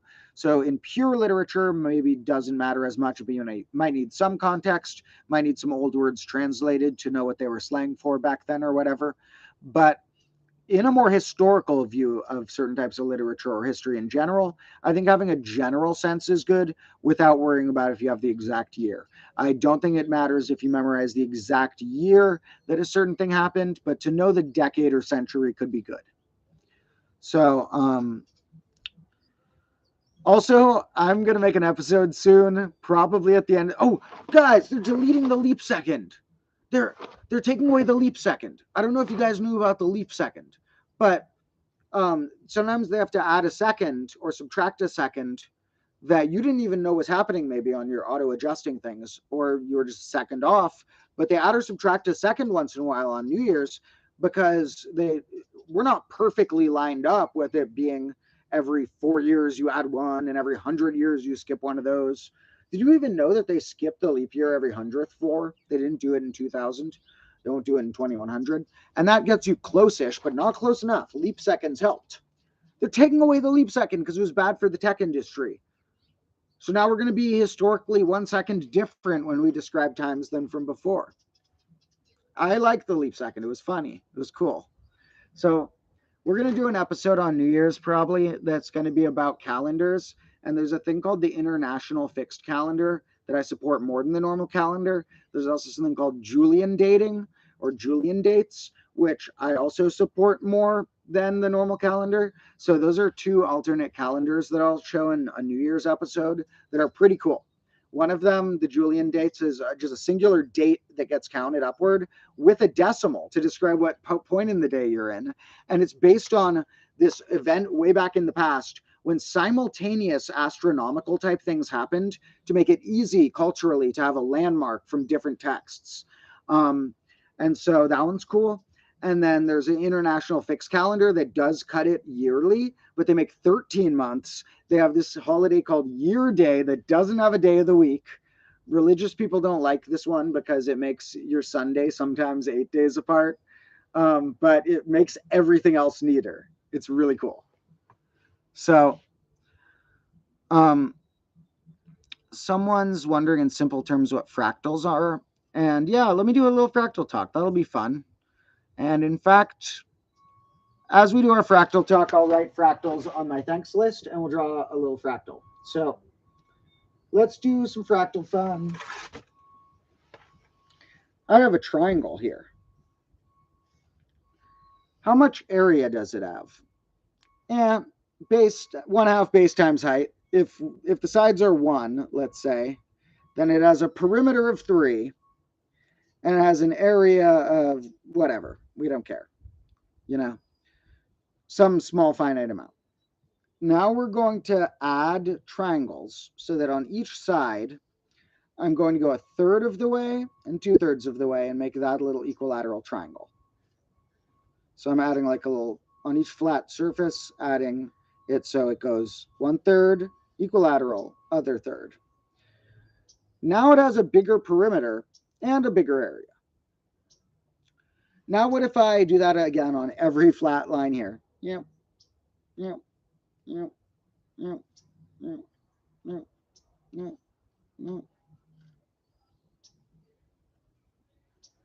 Now, looks like the perimeter is starting to grow more than the area at this point. What if I do it again? And so if I iterated this process, at each stage, the area would start getting less and less growth, and the area would converge to something finite. You'd get a value that the area would never pass. But the perimeter would keep growing at each stage. At every stage, for each flat line, it makes it exactly 4/3 the perimeter. So the perimeter keeps growing times 4/3 at each stage. So the perimeter is just going up while the area is not going up as much. Like that. This is, don't quote this graph part right here, but I'm guessing you'd see the area go like starting out already having some, and then I'm going up, and then I'm slowing how much I'm going up. And then you'd see the perimeter going something like, I don't know if it would start lower or higher, but it'd be like, just going up still. So like I said, don't quote me on that graph part, but this is a real fractal. It's called, I don't know how it's pronounced. It looks, pardon my language, like the Koch snowflake. It's Koch. It might be Coke or Coke. I don't know how to pronounce it. This is a cool snowflake fractal. Now, what does this mean? This means that there are certain shapes that have an infinite perimeter but have a finite area. Now, what if we try and see to what degree that goes in nature? Now, we don't know for sure that like quarks are the smallest thing in this way and da-da-da. We don't know for sure to what degree you can zoom in, if it's an infinite or finite thing that you can zoom in. So there could be an end to it with nature where there's a smallest scale, or there could be some misinterpretation and not. I think that's still on the hypotheses stage. Now, if I look at this leaf and I measure its perimeter, If I'm using just like a rough scale, I would be like, it's like, it would be like about 3 times the height of it or something. I don't know. But what if I go a little closer to the leaf and I measure like in and out of those little rough guys? Well, then the perimeter would be bigger. And what if I zoomed in really close so that I'm like, oh, well, on a microscopic level, it's pretty bumpy. I'm counting around this way. The perimeter would keep growing as you zoomed in and scale. And we don't know to what degree nature that you can keep zooming in or not, or keep zooming out. It's a weird thought to have that people say, like, is the universe infinite or not?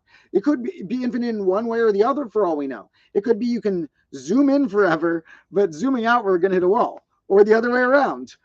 Both, there are like practically a whole chart of 4 options there. Like either zoom in or out hits a wall, zoom in or out, both go infinite, one, the other, or some loop, or another direction that we can't comprehend.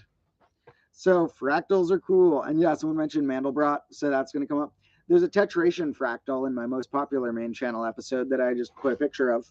That's like a really cool thing with tetration that makes a fractal. But the Mandelbrot one is really cool. That will show up in an episode. It's like, you get this cool, like, blobby. Oh, no, yeah, I forget which side it goes. I might be putting it on the wrong side.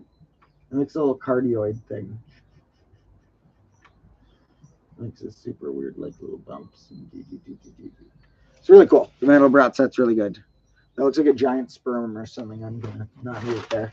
So, let's see what we got here. That was my little fractal talk for now. Now, what you can keep in your mind for later is, do we still call this triangle shape 2-dimensional, or does it have traits that are 3-dimensional? I mean, not 3-dimensional, but in between 2 and 3, or things like that. Because if you take other ones like the Sierpinski triangle, where you cut out the middle third, now this time we're cutting out a middle guy of each. Cut that out.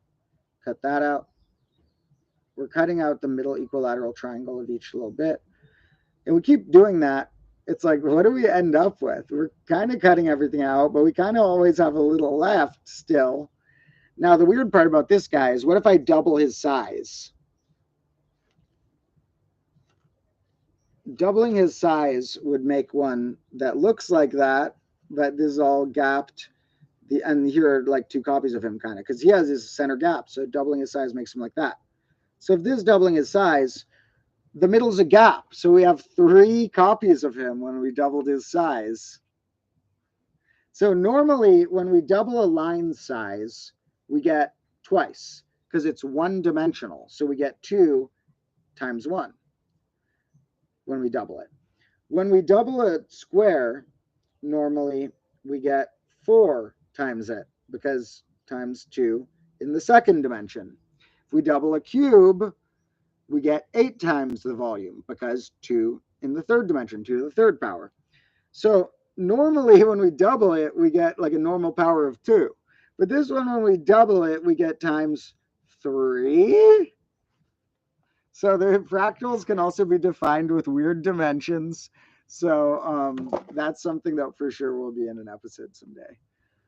I gotta go to the bathroom real bad, so I may have to run inside and give you guys a math puzzle for the second. But let me first see if there's any more cool comments before I do that.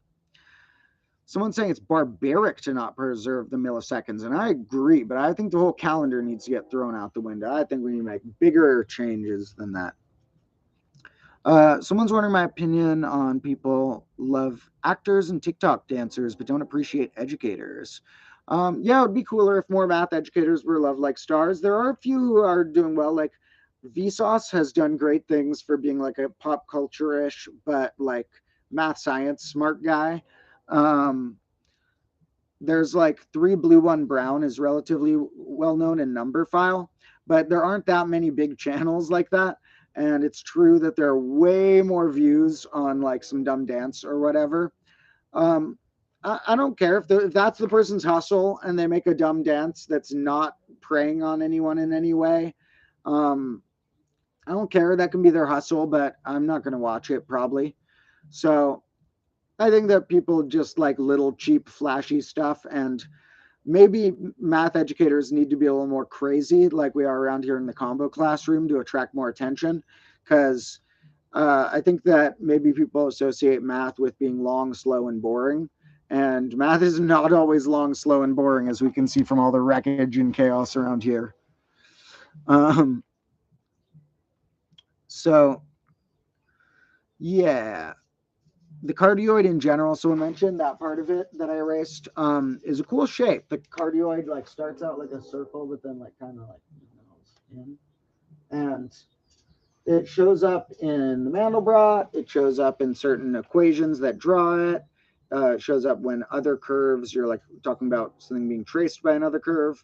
It shows up in times tables. A lot of cool places that guy shows up. Someone's saying PBS Spacetime has cool ideas explored. Oh, you guys got to check out sometime. Super underrated. It got canceled for some reason. I guess because like the main host who was doing the original ones left to do some other math stuff. But PBS Spacetime is similar to. There's one called PBS Infinite Series. PBS Infinite Series is super good. It only has like 60 or 70 episodes total. They stopped making them. The channel just stopped making videos. But it's such a good YouTube channel, and they ran, especially all the early episodes with the original host are like extra good. That was a great math channel. It would have been one of the great ones if they didn't stop making it. So while I go to the bathroom real quick, I need to give you guys a puzzle. So let's see. Um, what's a good puzzle?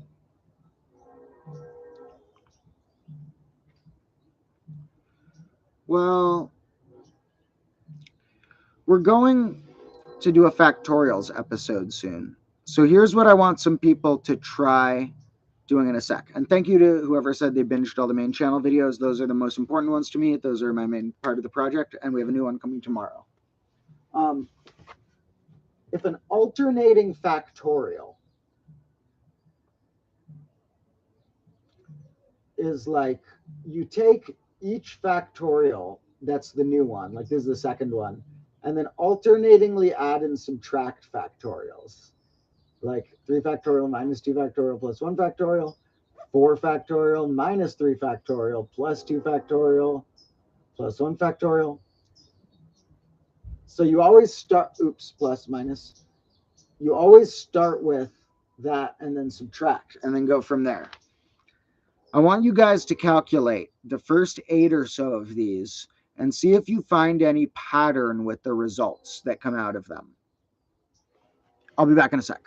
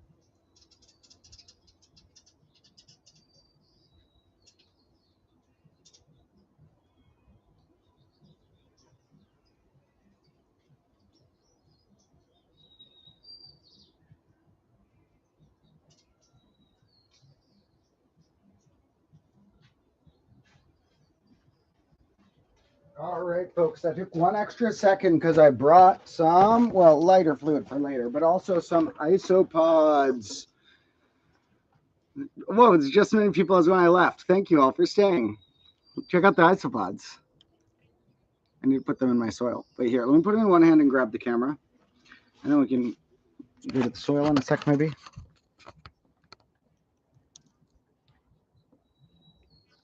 Isopods. These are going to be so good for my soil.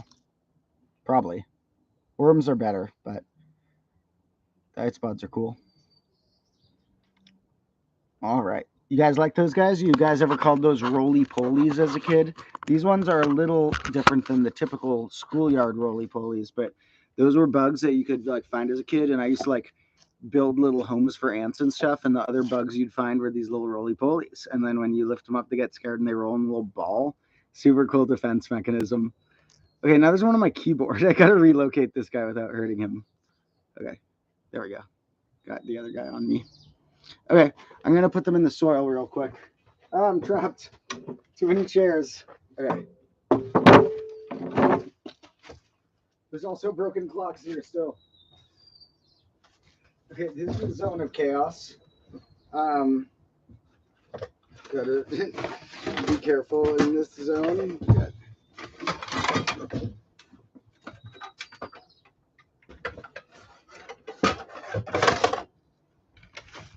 Whoa! I got like a tripwire practically. This phone makes this tripwire that sometimes causes everything to fall. All right. This is my favorite. One of the little clocks. I managed to it's my breaks today. It got its first crack, but I managed to open the front and then reseal it so I could put all my little dice in it. Well, not all my little dice. I got hundreds of these things, but some of my little dice in it. Let's see what comments we got in the meantime. Anyone talking about alternate factorials? No one did my alternate factorials. That's okay. I'll show you the pattern in tomorrow's episode. Let's see. Thank you, everyone. Let's look at the other things that we might be able to add to our fun list. Now we can add isopods to our thankful list because I was thankful that I had so many isopods. So our fun list, or wait, it's our thanks list. Now here's the thing. I have a lot of cool stuff around here because I've set up a wild life for myself. I didn't have anything cool back here last year, but I set up a cool life, and now there's going to be at least a dozen things to be thankful for back here. You guys, maybe you can't think of 12 things, but you all should make your own list of at least 3 things that you're really thankful for today, And worst case scenario, if you can't think of anything, you better be thankful for your food and your shelter. So, and then I'm sure you can think of a third one. So, and try to be more specific. What type of food are you thankful for? What type of shelter are you thankful for? What aspect of your family or your friends are you thankful for? And if you don't think you have good relationships in your family and friends, I'm sorry, and come join the Combo Lords to chat on Discord, and we will be your family. Or on Reddit, where we need more posts, so everyone needs to post their dumb memes about combo class and stuff there. We can start building our campfire, but before we build the campfire, and another thing that we'll do later at night is maybe I'll bring back out the Goosebumps Choose Your Own Adventure, but I at least brought this stack of math books from last time. We picked a random page from them, and I forgot to do my favorite. I was like, I'm going to save this for last, and then I never did it. So we're going to pick a random page and do this, and we might also do it again from one of these, because that was fun. But we also have a lot more weird supplies. So I went through one bag of weird combo class stuff that I had accumulated. Okay, so I was pretty crazy a few years ago. There were earlier iterations of combo class that didn't work out because I practically had broken legs and I was an alcoholic and I was hyper depressed and it was a crazy era. A lot of stuff was going wrong. There were literal floods and there were mental floods, but also literally my room flooded from a broken water heater and a lot of crazy stuff was going on. Family members died and a lot of stuff. But in those earlier iterations, I did collect some crazy stuff from the dollar store and from other stores that I was like, this is gonna come in handy someday. And now is probably the day it's going to come in handy, or at least the day we're going to check out like what will come in handy for the rest of grade -1. Because I think I have pretty good predictive skill a year or two ago, despite me being a chaotic phase. Um, I had a pretty good predictive skill of what I might want in the future. Unfortunately, I bought a lot of little bubble technology, as we saw, which like I have way better bubble gear. But we already looked at all this weird stuff from the bag in the last stream, which was like calculators, water guns, rubber bands, bubble gear, playing cards, a lot of stuff. And well, speaking of playing cards, guess I should have cleaned up from after the Factorial episode before the next filming session, but there's the deck of cards that we were factorialing. Well, they've never been in that order ever in history for sure, if you can call that an order. We also got a pumpkin over there. So maybe we'll make pumpkin pie. Okay, we're going to put pumpkin in the fire tonight, and we're just going to see what happens when we just put the pumpkin in the fire. Uh-oh, what's happening there? My webcam just did something weird. Okay. Hopefully the webcam doesn't die. If the stream ever dies for a weird reason, remember that there will be, if I don't restart a stream and it dies or whatever, there's going to be a nighttime portion of the Thanksgiving stream that's going to be way better than the daytime portion, because we're going to build a campfire right now, but we're not going to light it until the night stream. So, do you think I should wrap this in foil and toss it in the fire, or just throw it in? Either way, we're going to see if we can cook the inside at all and make it like pumpkin pie. So I'll get some kitchen stuff before the nighttime stream. So let me make a little list of, whoa, is that doing really weird glitchy stuff for you guys, the webcam? Now, unfortunately, I haven't figured out how to switch the webcams midstream. So if it's glitchy, we're stuck with it. It was a cheap webcam. I really should be investing in better camera gear, but I spent the money on dice. So whatever. I'll have money for the camera gear once I get that Patreon going soon. Then I'll have good camera gear too. But I already spent the current money on dice. Sorry. So we're going to have a lot of dice, but we're going to have a cheap webcam just for the next week. I'll get a better one soon. Now, right here, we should make a little list of what I'm going to need from the kitchen. And that is a thankful thing that I probably have these supplies. So I'm going to write kitchen supplies on the thankful list as well as being a list, because I'm thankful that I probably have these things. So what we're going to want is, I should bring some tongs and stuff like that and silverware. And then I should bring some salt and spices. I'll bring some good spices maybe. And I should bring some sugar, so in case we can make a pumpkin pie of some sort. Leave recommendations of if I should bring anything else from the kitchen. It's so whoever said yay pie, it's probably not going to resemble pie, but maybe it'll taste like it. We'll see. I don't know. So I know that cooked pumpkin will be edible for me if I, even raw pumpkin is supposed to be almost always edible. I like read one case of something went weird or something. So that's why I said don't copy it when I ate raw pumpkin in an episode. But cooked pumpkin will be even safer. So pretty sure that I can eat cooked pumpkin. Once again, it's not a recommendation to copy any of it, but it's just like, I'm pretty sure I can eat cooked pumpkin tonight. So thank you to whoever appreciates the sincerity of the chaos. I am, this person, and I am trying to be really sincere, because I had a phase where I was very sheltered and hidden and didn't share any of my feelings with anyone. And now I'm trying to share my feelings more.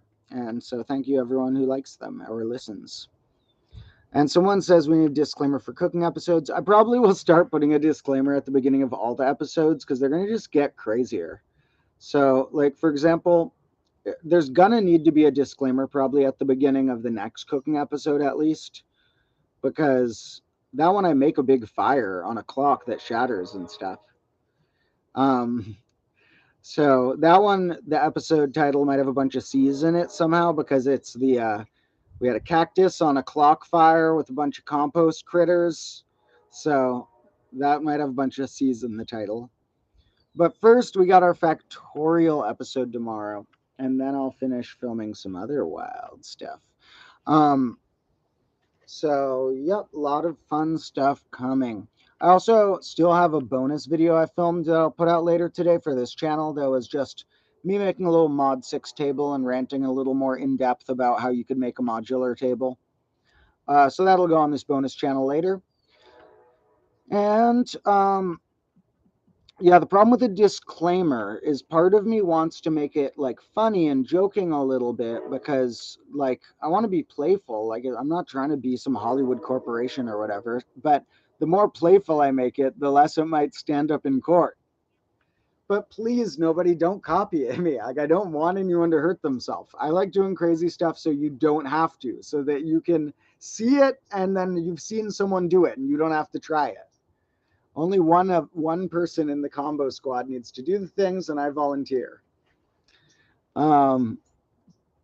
So let's open another box of rare combo class materials that were either used in early grade -1, or were in what we can think of as grade 0 accumulated, where grade 0 was a wild previous phase we can think of that you guys barely know about yet.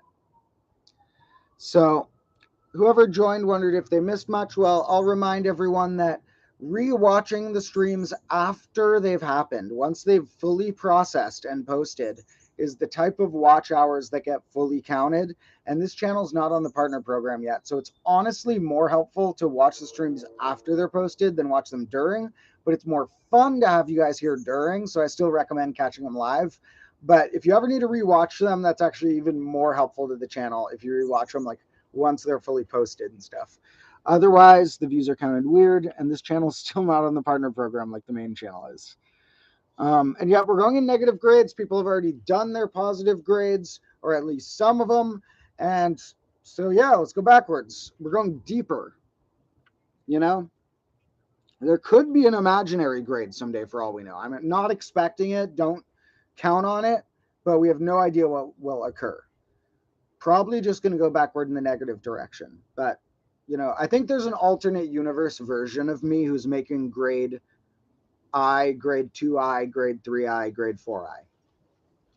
But I was thinking maybe I'll make grade I might be the nickname for like a documentary about making grade -1, because there's a lot of funny footage to make like a long behind the scenes thing someday. And grade I would be a good one for that because it's the square root of -1. And it's also like I implies more personal, but it is technically a number. So yep, grade -1. I don't know when it's going to shift to grade -2. I'll know when the time's right. There's a small chance it'll be at the calendar new year, but the calendar new year doesn't mean that much to me. So it's more likely I'll feel like grade -1 has been accomplished at some point around February or March. And at that point, and thank you to the falling leaves behind me. We're going to put falling leaves. I saw some leaves falling, and that's really nice. I like nature.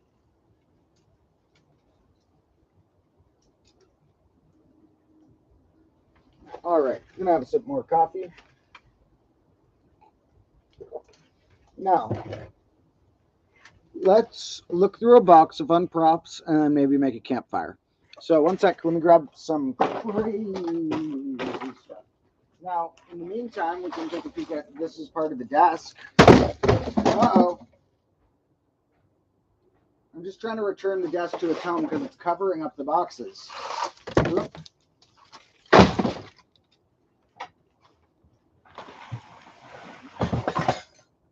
Uh-oh.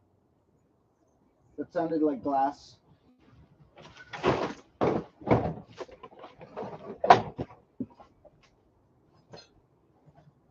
It was glass. The clock was already broken, but now it's spilled.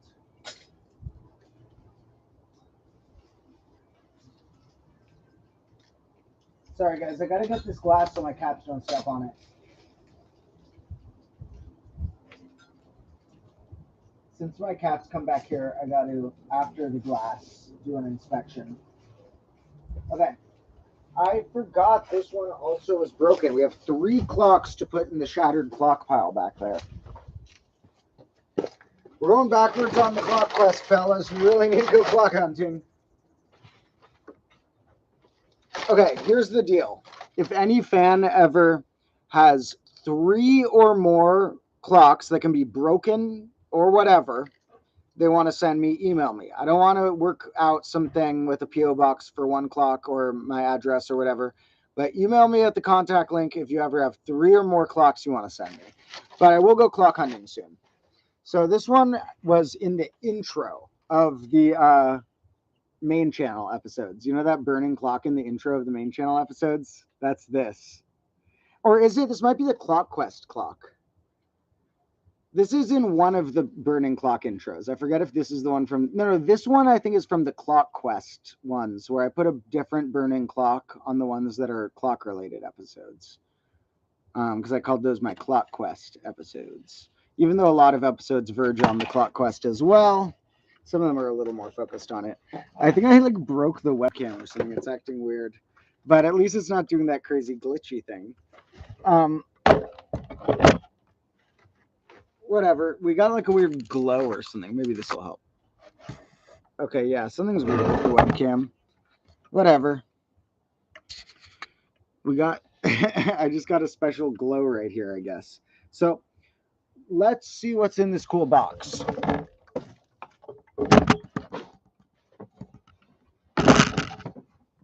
It's a big one.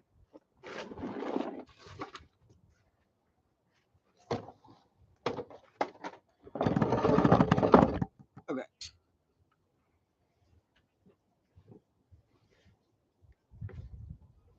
Let's try and open it. And yeah, someone's saying safety first. That is true. Got to stay safe. I'm clumsy, but you still got to stay safe.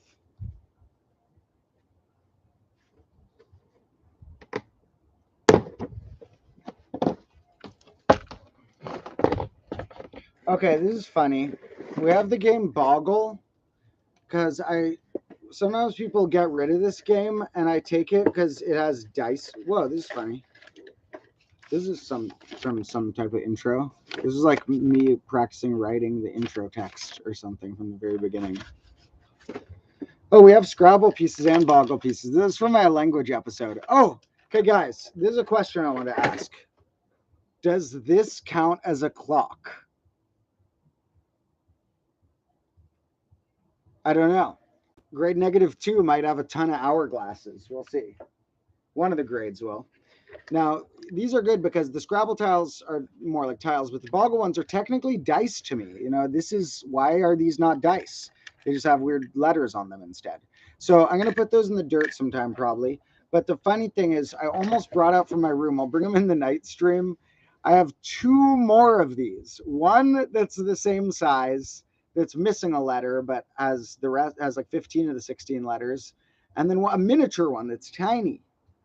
So I guess we'll have 3 Boggles to scatter tonight. The mini one may, here was the icosahedron I was looking for before. Where's that magic 8 ball? Okay. Guys, tell me if you think this shape in here. It says signs point to yes. So yeah, the signs point to yes, it's an icosahedron.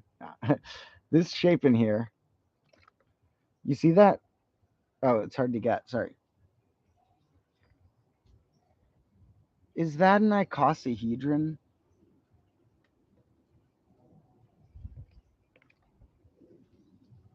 See, I can see 5 meeting at the corner. It's hard for you to see maybe, but I want to check that out a little more. I think what the guy inside the magic 8 ball, which this one's kind of broken, is an icosahedron. Now, what is the juice in the magic 8 ball? That stuff's weird because the cube's white, but it looks different when it's not broken. So I need to do some research on that too. So duct tape in case we need to like set up any clocks or try and fix the desk or whatever. I got a metronome because I am a music teacher after all. So we have is this a clock? Guys, Is this a clock? Okay, I need some votes. I need you to vote which ones are clocks. Say hourglass, metronome, both, or neither. So that's the question of the episode.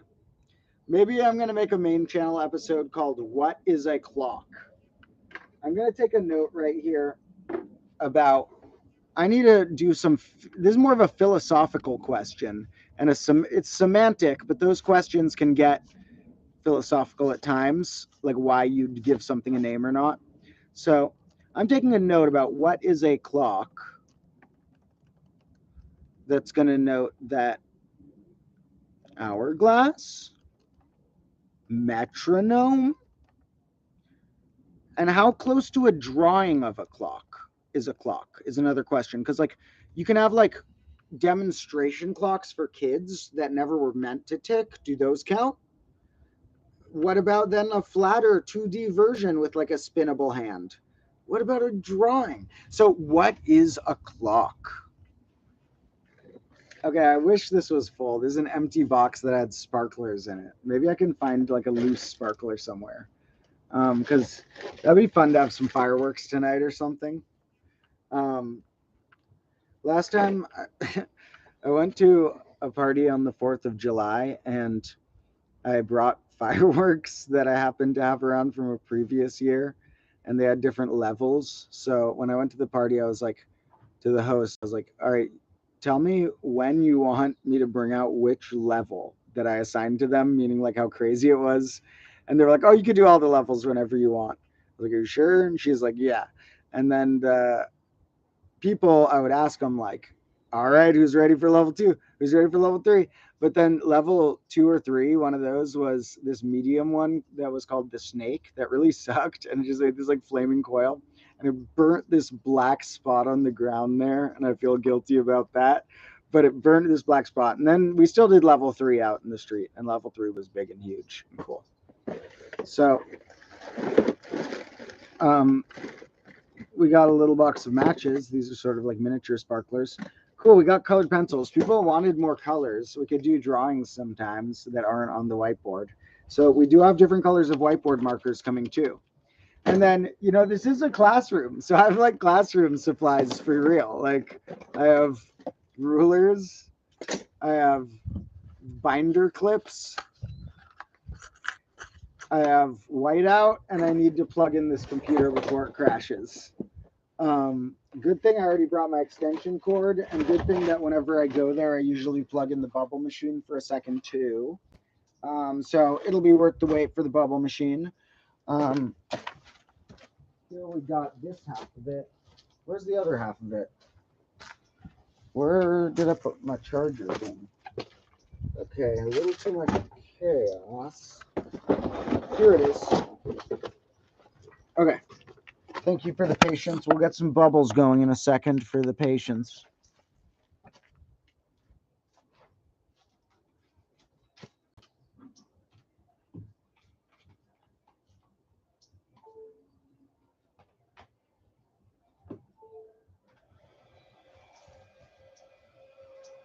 All right, the wind's not on our side right now. They're all coming toward me and not toward you.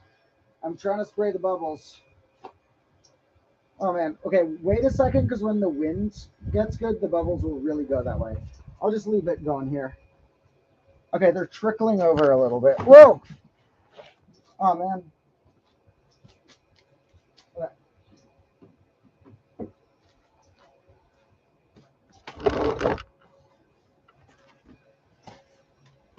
Are we charging? Yeah, we're charging. Cool. All right, a few bubbles are trickling over. That'll be nice once the wind gets a good current. They'll all fly over. Until then, I'll just be like flooding the neighborhood with bubbles. Okay, we got a few coming in. Cool. Oh man, it looks really cool this direction. They just all go a certain way. It's funny, like I'll be doing something like that, trying to fill the combo classroom with bubbles. And then like here, there's no bubbles. Whoa, what's going on? Sorry. Okay, yeah. I did something weird to the webcam either during this stream or another time recently. And now they're coming because the wind is on our side. Unfortunately, I don't want to destroy my computer. It starts getting soap on it, so I'm going to have to turn it off in a sec. But the bubbles are nice for now. Whoa! This is a crazy... Whoa. That's kind of cool. This reminds me of those spooky, like, found footage type YouTube series about Slender Man and stuff, where it glitches out and then something crazy happens. So be warned, I don't know, maybe something crazy will happen. I don't know why it's glitching, but we got to turn the bubble. Oh, whoa, bubble face. We got to turn that off for a second because I don't want to get too near my computer. Okay, so something's going on with the webcam.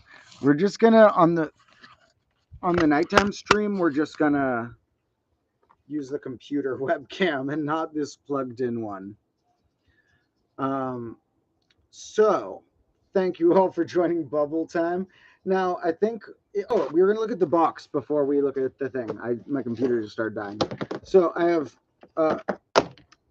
rulers, and this one has a thing on the end. A magnifying glass. You know, it's a fun game. Me and my friends would call it Drunk Simulator. You put this on one of your eyes and you close the other and you look around, and then the next part I shouldn't say for you to copy, but it's fun. And I did it is to try and walk around. I mean, don't hurt yourself, but walking around is really hard when you have one eye shut and one eye through the magnifying glass. It's trippy. So also, you can light fires with these. You actually can. We got to do an episode about that soon because you actually can catch a sunbeam and light a fire with it. Let's see if can I get a sunbeam anywhere? I want to see if I can demonstrate this. But there's not much sun back here. Yeah, I don't think I'm going to be able to do it right here. We'll see. But we have that. I'm going to put it out as a notable thing to use. Oh, I got batteries. These are going to come in handy. See, I got like just teaching supplies. Oh yeah, the classic teaching supplies. You know how your students give you an apple? Well, I have a plastic apple and plastic pear. That'll never rot. Probably will get destroyed in the rain, but whatever. Here we have some stick-on letters, and you can see some of the ones that make up combo class are missing. So that's a clue. Combo is already somewhere.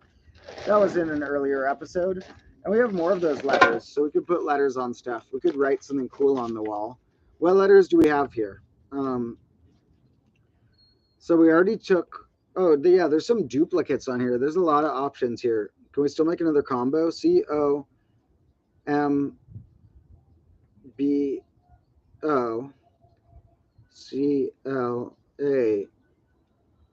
All right, we're not going to be able to make combo class with the S's, but we can make combo. So let's write combo somewhere on here. We'll write it on the wall for fun. The rain will get it as soon as it rains, but it's still going to be on there for a minute. So there, we'll get a little here. Let's put it closer over here because that always shows up in the episodes, and people are always like, "What's that equation?" And I'm like, "It's not related to this episode. It's related to 2x2x2 Rubik's cubes." So, can you guys even see this part over here? Yeah, kind of. Combo. Might show up in the background of an episode someday.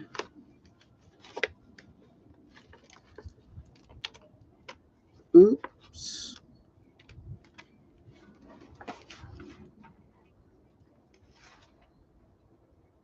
Uh-oh. Okay. C-O-M, and then we're going to get real quick the B and the O. Might not be that visible to you guys right there, but a lot of camera angles end up hitting that side, so it's going to show up somewhere in an episode probably. Combo. Oh, we got an exclamation point, so I'm going to put that. Combo factorial.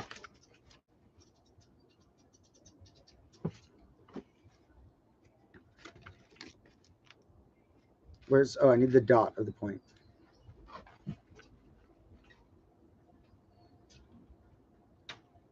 Whoop, close enough. Okay, combo. All right. Thank you to the few of you who stuck around for all of that randomness. And we've mostly seen the cool stuff in here, but I also have like a hammer. I also have a flashlight that's good for camping and stuff. So, okay, you know what would be a really fun live stream I should do sometime? Is I could set up a tent back here. That's another way to see what animals come back in the night, apart from the trail cam, is to set up a tent back here. I like camping. I've slept in the front yard many times. I've never slept back here. And I've slept in the front yard for fun. Like I have a little room in the house, but um I've camped out there just to like have the birds wake me up, have fresh air and stuff. I've never camped in the combo classroom, but maybe I should. So we're gonna put this out as a reminder of that. Okay. Um got this fella, and we got this fella. These weird measuring things. Don't ask me how I got all this school equipment. Got some binoculars. This would be another trippy simulator to try and walk through these, but you'd probably hurt yourself. Whoa, this side's trippy where you get the long view. If you tried to walk through this would be absolutely insane and dangerous. Maybe I'll film a whole episode with these taped to my face. What do you guys think? That would be hard. So we also got this. Now, people are always, not always, but some comments are like, dry erase, what do you call them? Erasers exist. You don't have to use the lab coat sleeve. Sometimes I do. Sometimes this doesn't get enough pressure. This is like soft, and this is like get some firm pressure and get it all off so easy. So, yeah, this is not as useful. This good old sleeve right there. So that's what this box contained, as well as one clue. Here's the clue. Oh, but by the way, don't copy this, but when I was a kid in middle school, we would take these from places like classrooms and try and put them in each other in ways that make them explode. And there's ways to like fold them over and like pinch them on each other to make like little shooters where you like click it and it like shoots the other one off, and ways to throw them that like explode like a little bomb. Not to hurt anyone. I would never do that to hurt anyone, but just like as a little experiment of how different forces can combine. Don't try it. It's probably pretty dangerous, but it just gives me a funny memory. Like, if I like squeeze this, it might shoot off or something. I forget how it works. Maybe it's like this. Yeah, so that's what I'm talking about. That's what we would do. Don't do it. It apparently looked really dangerous because right now I had no direction, no choice of which direction that flew. I should have been wearing safety goggles or something. But yeah, so sometimes the pressure adds up in weird ways, That was one of the things me and my friends in middle school got up to. We also had oh man, there's so many stories to tell from that, but we had a really weird friend group tradition where we would eat lunch in this circle. And one of my friends brought dried pasta, and we treated the dried pasta like currency that we would play games to get. And we had these weird games and stuff where you'd try and collect dried pasta. We'd nibble on the dried pasta. One time, the vice principal pulled me and one of the other kids aside and was like, "You're leaving dried pasta out. Rats this big come at night. You got to." And we're like, "Okay, okay." Um, the thing was, I got into a lot of crazy antics in middle school and high school, but since I was like kind of a geek and like spent time studying on stuff, the teachers kind of liked me, and so I was able to get away with a lot because like I got good test answers, and the teachers saw that I cared about subjects and put like a lot of effort into essays and stuff.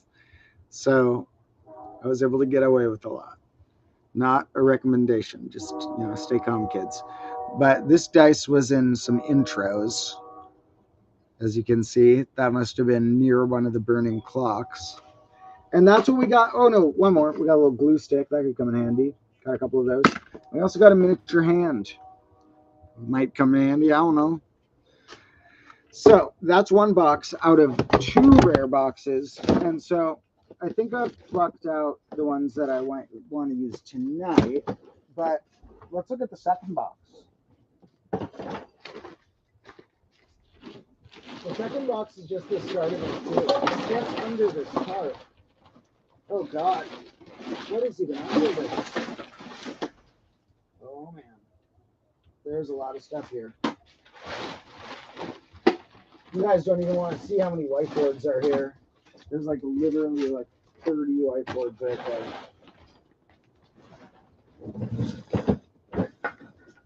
Oh.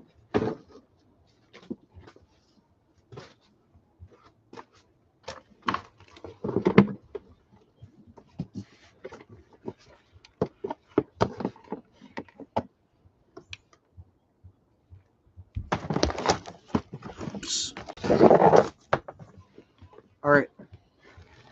I need to hang these from a tree, some fake grapes. Now, I was going to hang a bunch of fruits to these trees in addition to clocks, but I thought it would be more fun to dedicate each one to being a type of fruit tree. Like that's the banana tree, and I hang a ton of bananas, and that's like the cherry tree, and I hang a ton of cherries or something.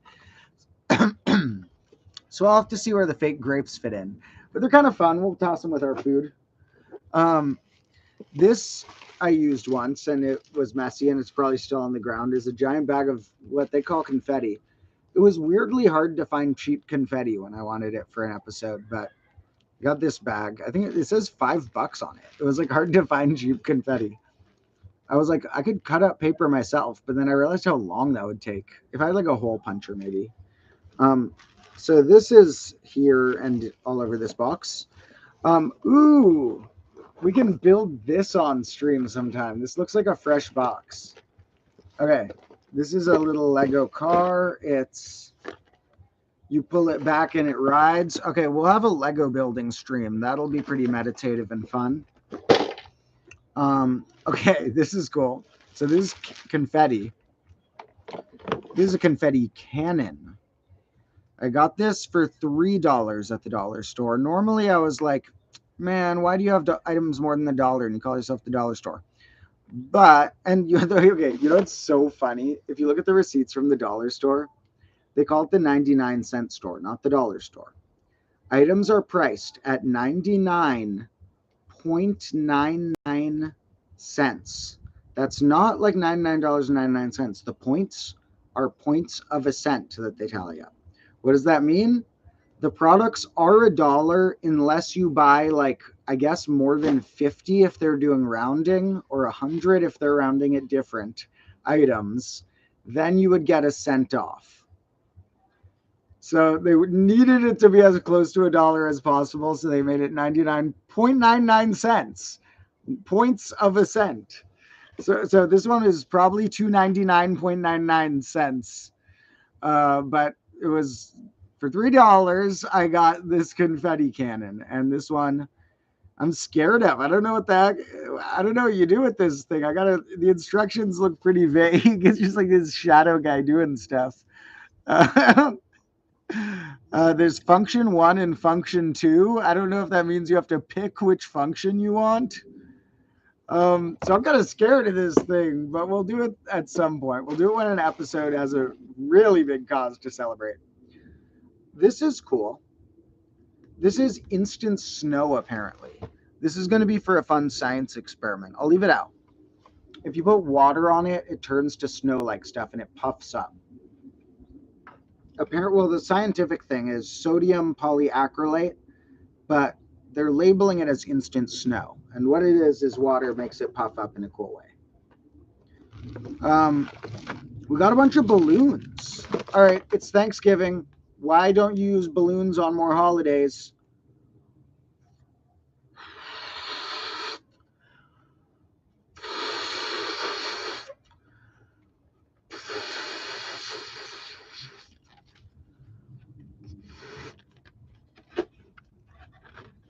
We need at least 2 balloons for Thanksgiving, right?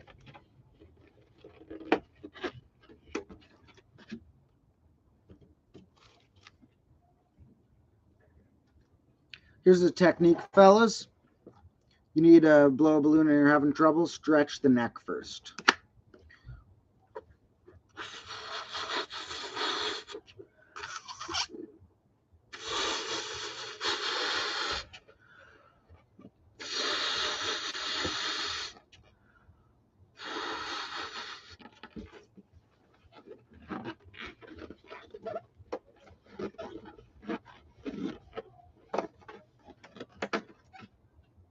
Oop. Uh-oh. Don't hit glass. Okay. Didn't pop. Okay, we'll fetch the balloon later. We got 2 balloons for Thanksgiving. Now, what's this? Hydrophobic sand. This is practically the opposite of instant snow. Water is going to make it not wet. So that's another cool science experiment.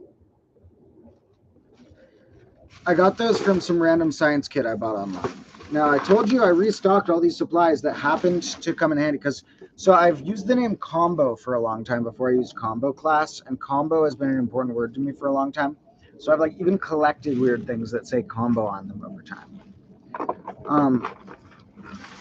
We also got paper clips. Those are useful. Paper clips can do all kinds of stuff.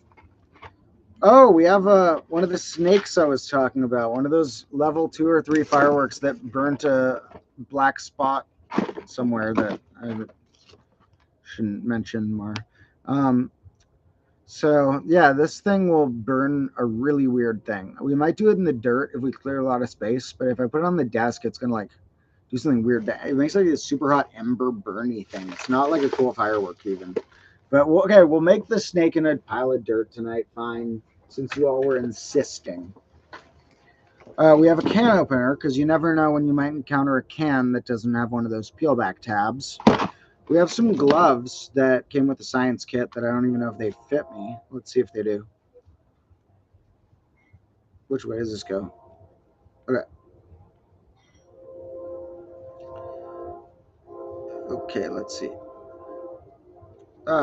It would fit me if I get these fingers right.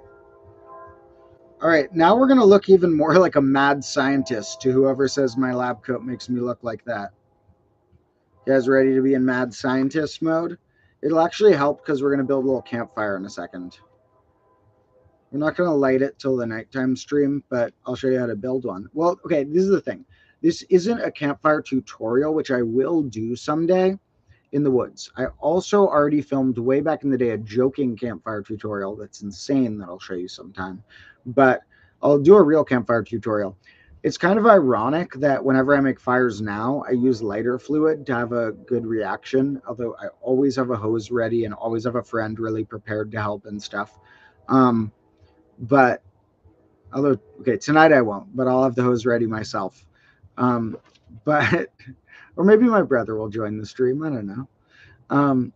So with those types of things, I was saying, oh yeah, it's ironic because normally I like not needing lighter fluid to make a fire when I'm in the woods. You can make a nice fire without it using a little bit of newspaper, maybe a little bit of cardboard, something like that, mixed with small twigs to light the bigger ones and make a good campfire. Just takes some minutes to get it going.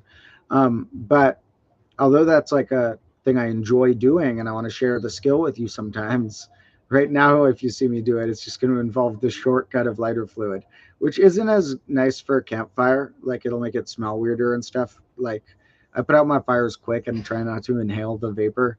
But a campfire, I sit and don't mind if I inhale some of the vapor, and you can sit by a nice campfire and cook stuff. So we'll do more official campfires at some time. But if you ever see me use lighter fluid, remember that's just a shortcut for the vids. So what else do we have in the second box? We have scissors. Got to be careful when I dig through these boxes. Good thing I have these flimsy gloves on now. We have more silly string that whenever I spray this is going to take like a year to clean up this stuff, if it even works still. Does it have an expiration date? I bought this like 3 years ago. Okay, it says it expires in the middle of 2019. Wait, no, there's 2 dates. One says, what the heck? There are 2 dates and they don't say which one is like which. One of them ends in 16 and one of them ends in 19, and I don't know which one's the expiration date. And they both passed, but it would change how long ago it passed. We got another deck of cards. We apparently do have a little blue marker. Let's see if these blue markers work. Or red. Okay, maybe we already have a few colors here. This might be a good find. Let's see. Because I do have these coming in the mail, but it might be a slow mail right now with Thanksgiving and stuff. All right, so yeah. Colors. I'm writing colors on my thanks list because I was able to write it in blue color. That blue marker was medium good, but it still kind of functions. Now let's see if this one's good. That one's also medium good. Let's see if this one's good. This one, I don't even know if you guys can see this. Sorry. This one's bad. This one's going on the floor ones. This one gets a smile, kind of works. These are old and look really light, but if I ever need to circle something in a light color, oh, and this shouldn't write on the whiteboard. There's like a permanent marker or something. So these are useful, although I'm getting better ones in the mail. And to whoever wants better audio quality, sorry that I spent all the money on Dyson markers, but I'll have money for audio equipment before too long. So what we also got in here is some more bubble fluid, a magic wand, which I don't know if I'll ever use in any sleight of hand because I'm not very good at sleight of hand. Most of my magic tricks I've invented just relate to the math. But maybe I'll try and get good at some type of sleight of hand. That would be fun. Now I also have a whole little book here. Oh, there's also a whole whiteboard here that's, oh, this is way back from an old episode, Containable Numbers. That was my own nickname for a type of numbers that didn't have a nickname yet.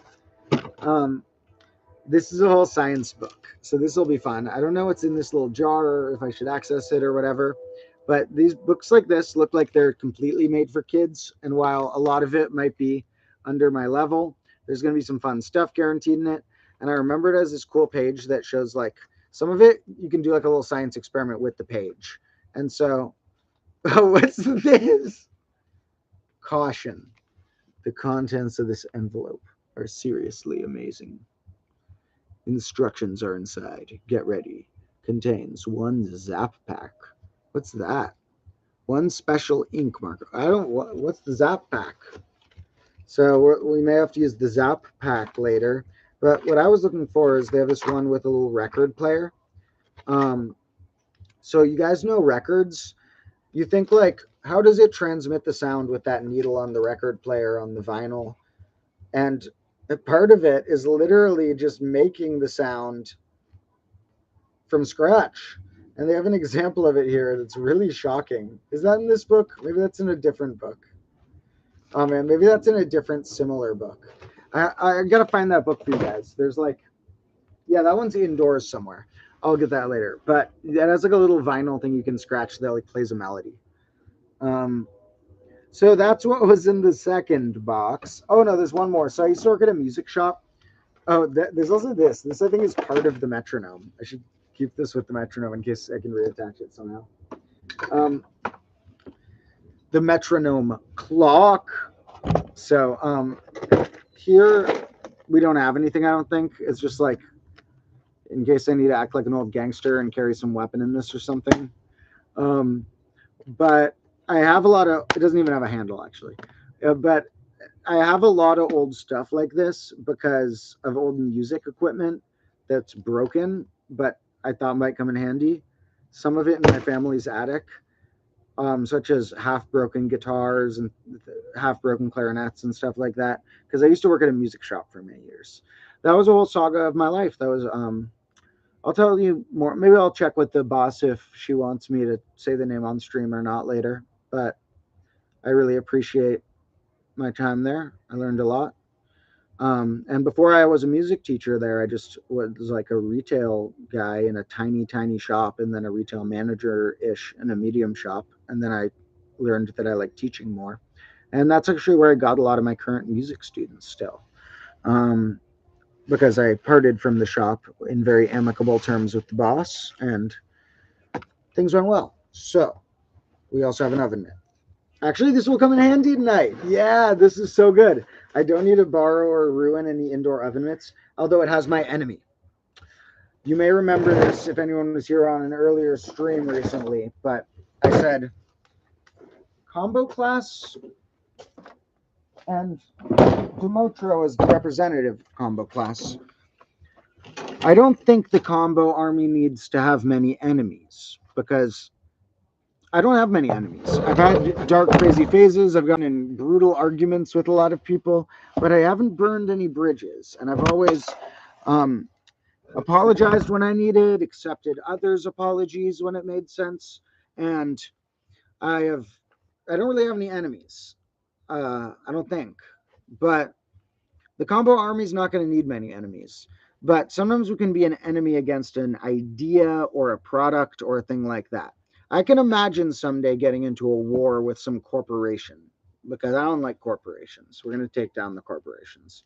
But here's one of my enemies. Those little plastic things. Okay, that one came out easy, but it probably ripped a little hole in this. So they always like rip a hole in something. You know those little plastic. God damn it. I try not to curse on stream, but this is almost making me start cursing. I hate these little things. Um, so luckily that came off. Don't think it ripped too much of a hole. We got a dollar store oven mitt. I forget if this was $1 or one of the like $2 or $3 ones. I think it might have been $1. So that'll help us out with the fire tonight. I have 2 gloves on this hand now, extra safe. In fact, there were more gloves of a different type that we unearthed in the last stream. So if I need to be really safe, I can have 3 gloves. So that's just the start of the weird combo gear that we still have saved for later. I also should bring out some of those half broken guitars. And at some point, I'm going to post clips eventually edited on the bonus channel and in the near future, unedited on Patreon, which will be stuff like the videos where I destroy a bunch of guitars and do a bunch of chaotic things. Those I really need to put a disclaimer because they're like phrased jokingly as tutorials of how to do stuff. Like there's a how to make a guitar pick tutorial and how to cook with a guitar tutorial and stuff. And I need to share those with you guys sometime. But they're not tutorials. It's complete comedy. Do not do it. Do not copy when I show you. I don't want anyone to get hurt from copying my antics. I'm more safe than you realize. The only time the combo classroom has like really hurt me so far is just like minor scratches and this one like medium itch scratch that I still have a little bit of a wound from that occurred in the most recent main channel episode that's up. Someone's noting one of the facts that maybe they saw in my videos or maybe they noticed themselves. 11 times 7 times 13 is 1001. Yep, that gives a fun trait where multiplying numbers by 1001 makes 3-digit numbers double themselves. And so you can double the 3-digit number by multiplying those. But when you have a thing like that saying multiply by 1001, kind of reveals the trick. And it's a little more fun to tie the phrasing. For me, the way I phrased it was 3 primes in a row because 7, 11, and 13 are 3 primes in a row. So if you tell someone like, oh, we're going to multiply by a lucky number 7 and then the next prime, then the next prime, you kind of hide that 1001. There are a lot of fun puzzles. I've been learning some puzzles from this book called The Moscow Puzzles that this guy, Martin Gardner, who wrote that massive book I have over there, translated from Moscow or Moscow, or I think, I feel like all those names are pronounced wrong when you put them in American, but Moscow. And that one has a lot of weird puzzles that I haven't seen American authors write. So it's cool that Martin Gardner found those and translated them. And he's the one who wrote the biggest one of these. Now we're gonna maybe transition to doing a campfire in a sec, but first let's have somebody name a random page and see what's going on in the Book of Numbers and maybe 1 or 2 of the other ones we did last time. So pick a random page that you think, let's go somewhere between 1 and 400 because the books aren't going to be that much longer than that probably. So I'll find a good, better lighting while one of you leaves me a nice number.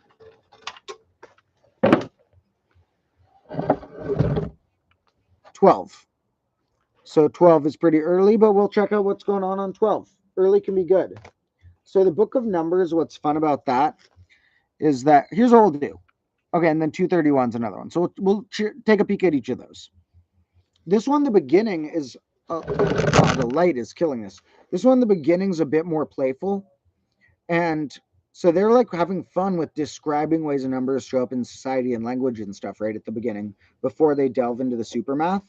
But they're brilliant mathematicians and include so many cool things in this book that I like that they approach it from a playful way. So on 12, we're seeing that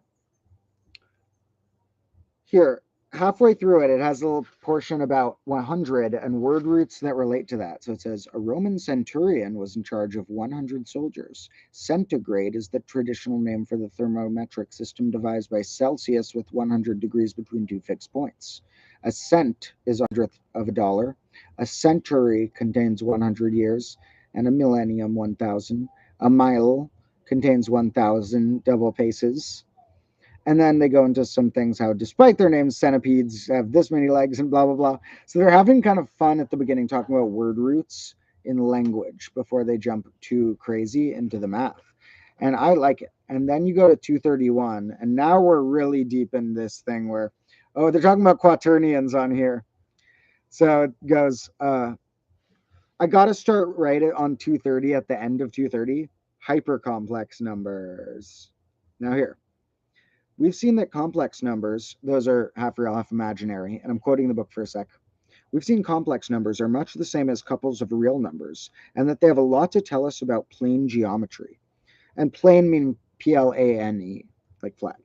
The famous Irish mathematician William Rowan Hamilton spent a considerable amount of time trying to find an analog with triples of real numbers, meaning like there's two axes right now, sort of, in that you have real and imaginary as your variables.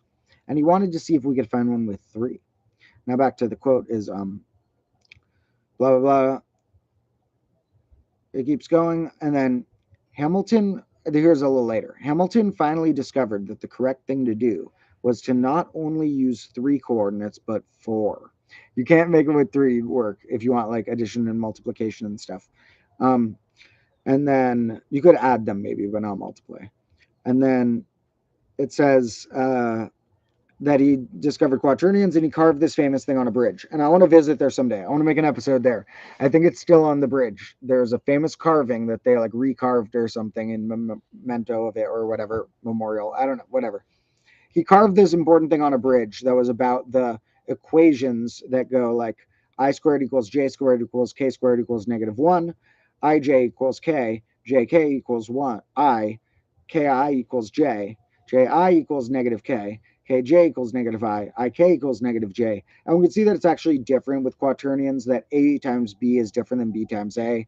Unfortunately, you have to lose that as you go past just real and imaginary. You lose certain things at different dimensions going forward. By the time you get up to a bunch of higher ones, you've like lost associativity and commutativity and a lot of stuff. Someone wants a tour of the surroundings. Well, I'm plugged in right now. Actually, I have enough charge for a minute. I'll unplug it for a minute. We can take a tour. It's really sunny, so it's hard to see like what you guys are seeing in reference to this and stuff. I also want to touch. Part of my computer has like this touch part to use to turn up the volume, and I can't do it with the glove on, I guess. There. So took one of my gloves off. Whatever. I'll put the oven mitt on instead or something. Here's a tour of the surroundings. Here is the beginning of the combo classroom. As we go back, we have a bunch of wild stuff, bunch of chairs and stuff, bunch of chaos, because I've been unearthing all that stuff. So here are the boxes that we just looked at. And then if you go over here, there's a tarp that was covering up a bunch of stuff that I've now been looking through, and we can see a bunch of whiteboards and stuff. There's a lot of whiteboards in that stack, parts of the desk and stuff. Then I have a bunch of chairs set up to put items on and my computer on and stuff over there. Kind of hard to see. Back here. Oh, okay, I can't step on the balloon. The sun is killing me out here. I need sunglasses for the webcam. So here we got a tree that normally had a bunch of clocks on it, but they got all knocked off somehow during filming, so I need to hang them back up. Same with this wall, has a bunch of clocks on it that there used to be more, but a bunch of them fell off during filming, so I need to put them back on. Then right here, we got broken clocks, 3 broken clocks, and some dirt that may contain some isopods. You want to see if there's any isopods in the dirt?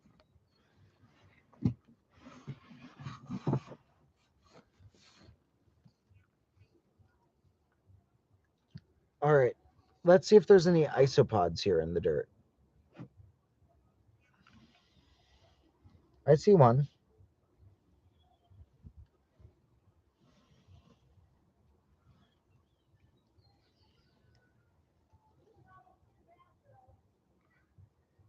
That one's plain dead, but he's alive too. Can you guys see the isopods at all? Uh-oh. Okay. I wonder if there's any worms still in here.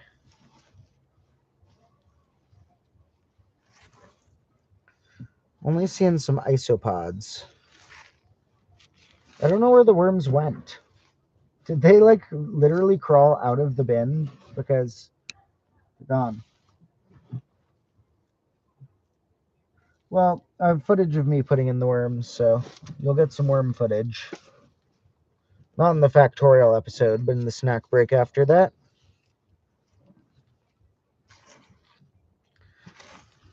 And yeah, I'm like forgetting to be so celebratory. I should be more celebratory because we're at 66,000 here and we're at 17,000 on the main channel.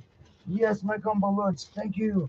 And we have one more of those foreign Kit Kats that we don't know what the flavor is. So we get to, ooh, let's open it and wrap it in foil, or let's stick it inside another fruit somehow. Let's somehow use this in the cooking tonight.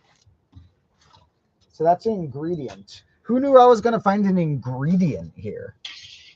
So back here, we have a lot of, this is part of the desk. This was the front of the desk. You guys recognize this paint? Check out the Threven episode if you don't recognize all this paint. That was the front of the desk.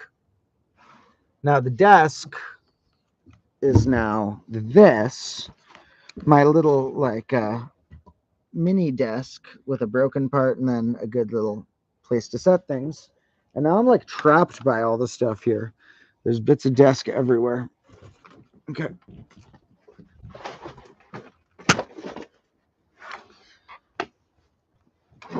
Okay.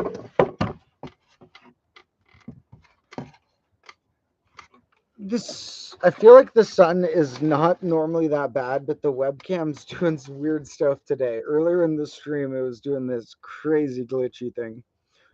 So that's what we got going on in the background right now. I'm sure you couldn't see most of it. There's also a dice carpet forming where dice in the ground get embedded after it rains, and now there's like a floor of them. There's also, if we want to decorate the classroom anymore in a bit, this sun, geez, Louise. Okay. This is sun. Okay. That works for now. Now over here, what we do have is a lot of googly eyes of different sizes. So we need this glove is not going to help. We need somewhere cool to put these. However, I might as well just put a patch of them under combo. Ooh, I know. We'll put eyes in the O's of combo maybe. Here. Normally I like just a weird patch instead of two eyes that are trying to resemble something being alive. But two eyes in the middle of combo might be kind of cool.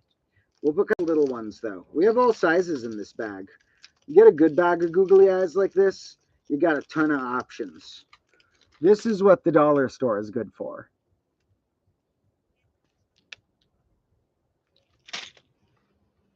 So you peel off this little background bit of them. Now, if you ever see me like drop trash on the ground, remember that's only because this is my zone and the trash is contained in here. Don't litter. Littering is bad. You know, I only do that because this is like a self-contained zone. If I ever like drop the little backs of these and stuff.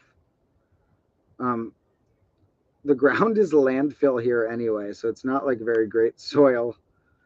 If you dig here, you hit weird stuff like metal and old glass and stuff that wasn't even from me, it's from the landfill. So now I have an alibi if there's ever anything weird buried in the ground. So I can't get the back off this. Maybe I can only do it with bigger ones. These are like really nitpicky with their backs right now. Come on. What is wrong with this little one? I'm like chipping my nails on them. Okay, we're going to try if bigger ones are easier to do it with. My nails aren't great. I've been biting my nails recently. I bite my nails on and off throughout life, and it depends on how stressed I am, like 100%. Yeah, these are being really nitpicky. I'm going to have to try something else later to make them work better. Someone says they got a googly eye stuck up their nose and had to go to the hospital. I am sorry to hear that. Sounds like a quite painfully epic story. So let's see. I've been to the hospital more times than would be appropriate for my age.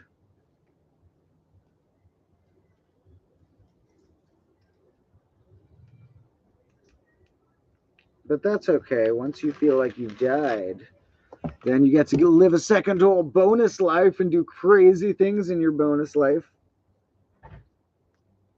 So that's something to be thankful for, remember, is that if you were in the future and it was a million years from now and you were like, could I get the option to teleport back and be back there for a minute?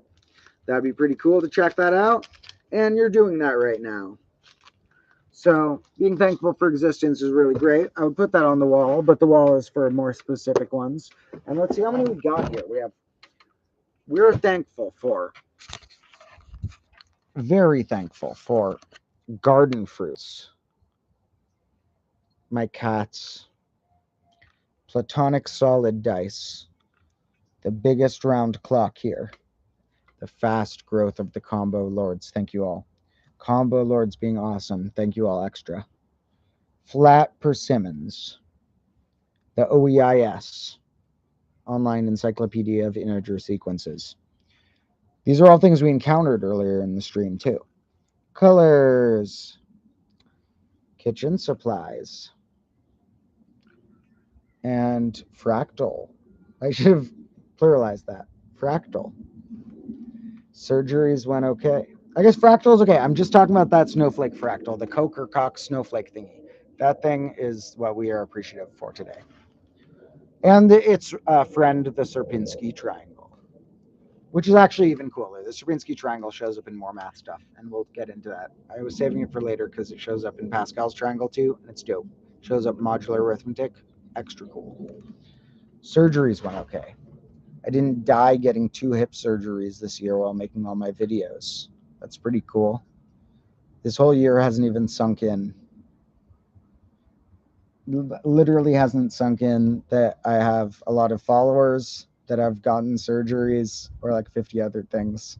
But when it sinks in, it'll be pretty cool. Isopods. Falling leaves in the background. And how many was that we were thankful for? 3, 4, 5, 6, 7, 8, 9, 10, 11, 12, 13, 14.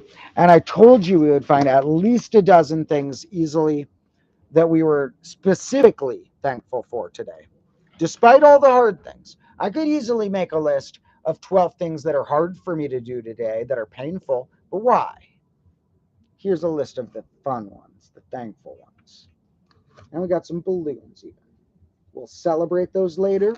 And if they get too close to the fire we're going to make, then sorry, balloons. So I think that we'll do a tiny bit. Oh, no, I didn't even build the campfire yet. Let's build a little campfire. Now, this is not the way I normally will make a campfire tutorial, because I'm just using little bricks in a way that I'm going to make a fun fire with lighter fluid. That's not my normal camping method. I'm not going to be all slow and steady and precise on this one. I don't have good wood. I have like 1 branch or something. We might use part of the desk.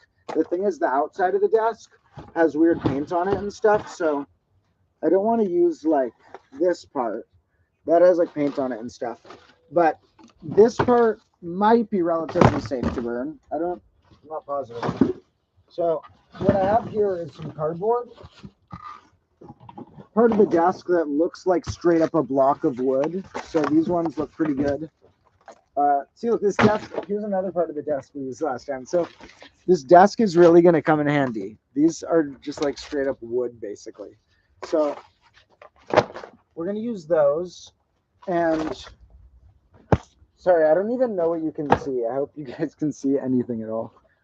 Let me turn this so I can get a good view. Whoever ends up watching this in the present or future is an extra combo lord, because the more fun part's obviously going to be lighting the fire, but watching it get built will be fun. Okay, so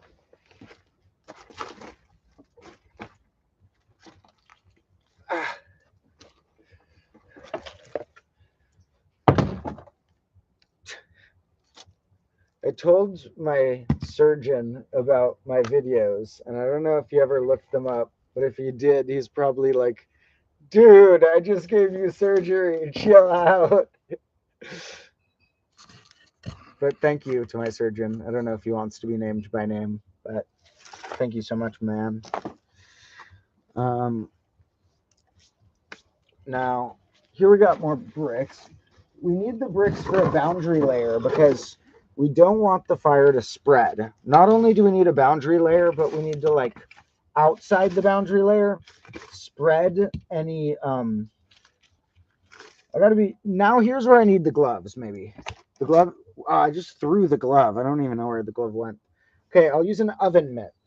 Okay, here's a glove. Okay. Now, like I was saying, not only do we need to make a little boundary layer, but we're going to need to sweep around outside that. So there's like a pretty big circle that doesn't have any dry leaves in it. Don't worry though, because I do have a really good hose back there too, which we may need by the end. So, brick. Where are my bricks? Here's a lot of bricks. Okay. Don't worry, guys. We got all sorts of bricks. Bricks come in handy in a school. There's this place around here called the Brickyard, because they must have had a lot of bricks back in the day related to these railroad tracks near here. And there's part of the marina that is called the Brickyard around here. And they've changed it. And I haven't seen its changed form yet because I had surgeries and stuff. But I want to travel there, and I hope they didn't make it too commercialized, because I think they made it like more for humans than for nature. And I liked it when it was more for nature. It was like this cool spot to go walking or biking. And there was this little like dog cemetery where people would bury their dogs. And I think they ruined that. So I hope if they remove the bricks is what I'm worried about. And just call it the Brickyard while they keep the bricks. It's like, come on. It's ironic. But kind of like I live right next to Oakland, California, and it was named that because there were a lot of oak trees, but there's not anymore because they built too many buildings. I'm a nature boy. I want the cities to collapse.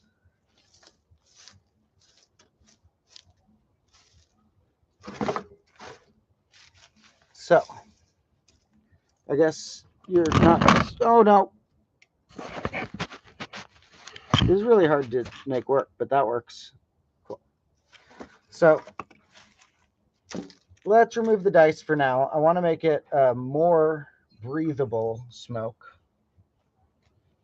So we're clearing a little perimeter.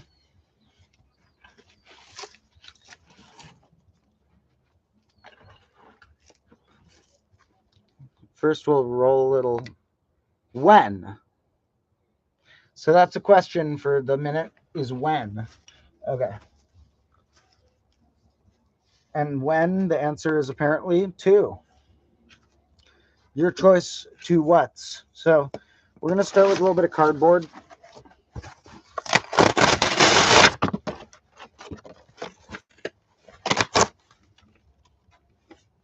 Now I'm going to need to make like a little teepee-like thing with these.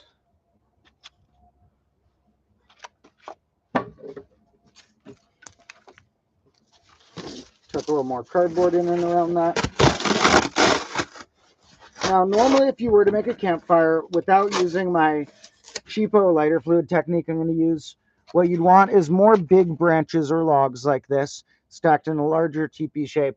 It's maybe a little newspaper to help agitate the cardboard to start, crumpled up and put in places. Room for it to breathe, though. And then you just need to have a lot of smaller kindling guys, which I'm going to still look for, but like twigs more like along this size. This one's bad, though. That's from bamboo. But that's okay for that. Maybe I can find a slightly bigger log as well to add to this. And then we're going to foil wrap some fruit, I guess. We can prep that in advance. So what else can we add? So I know there's a lot of broken pieces of desk here. I want the ones that don't have any of the skin on them, any of the surface paint. So, let's see. I also want some kindling type wood. What's up with this one? This one looks good. This one's kind of too long, though. I wonder if there's a way to break this one. Oh, there is a way to break it. Just called breaking it. Okay. That'll be good. That'll be good. Okay. Now we're going to add some more cardboard in around that, and I think we're set. Because we're going to use the cheapo fakey lighter fluid method on this.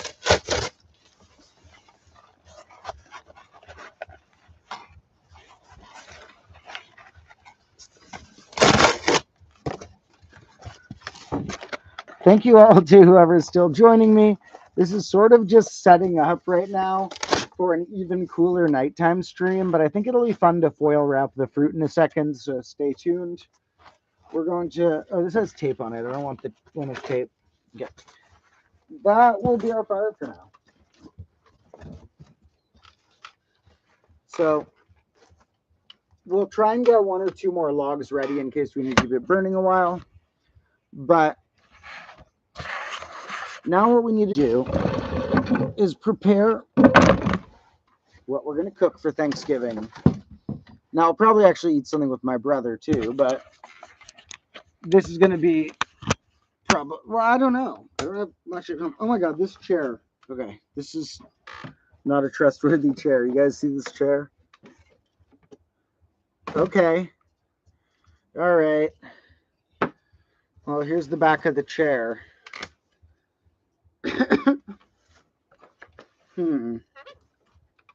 Now, I don't really trust the legs of the chair if that's the back of the chair. Okay. This light is killing me at this season does it, where for some reason at this season, the sun is like at this extra weird angle. But it's also probably related to me like breaking my webcam earlier somehow, and it's all glitched out. In any case, this might come in handy. We'll see. I don't want to burn it because this, I think, has a varnish on it that I don't want to inhale. Some furniture is like that. So, actually, this will be really handy, though. There's a paper bag here that I'm going to rip. And this paper bag will be really good to put in and around the cardboard.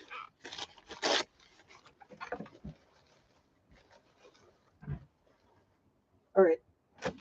So that's going to be really fun. And what we're going to use it for is, should I wrap the pumpkin in foil or not? Someone say foil or raw in the comments for how I should wrap the pumpkin. We're going to wrap this one, probably last apple I'll get from the front yard this season. I picked a few in the snack break episode, and this was an extra one from that. And it's probably the last one. Where's my foil? Here. Whoa. Oh, no. Okay, there's the foil. Okay. I think this is more than we need for the apple. So this is going to taste like a little apple pie later. Now, what else do we want to cook? Oh, we're going to cook some potatoes.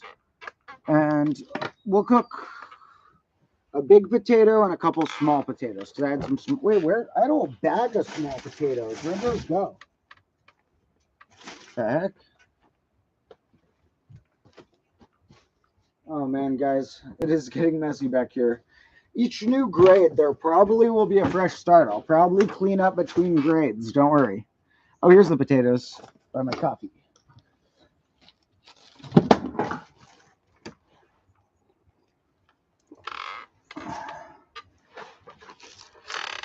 Okay. So these potatoes, let's wrap a few in their own foil and make like mini baked potatoes. And then, oh, they already have some stuff growing out them, some of those alien things.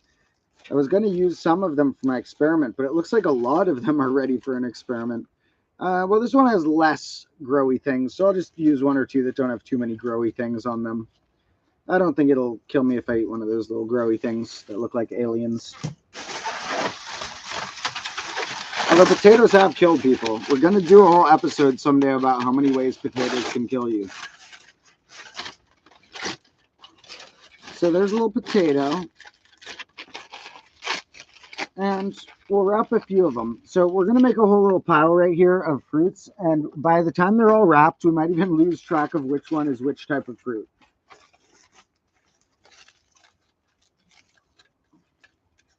So we got another potato. Now we're going to wrap the butternut squash. We're going to put that in with foil. Foil wrapped fruit and vegetables in a campfire works surprisingly well. I need you guys to try the technique. Most techniques of mine don't copy, like how to make the campfire, but eating the foil wrapped fruit or vegetables from a campfire do copy safely.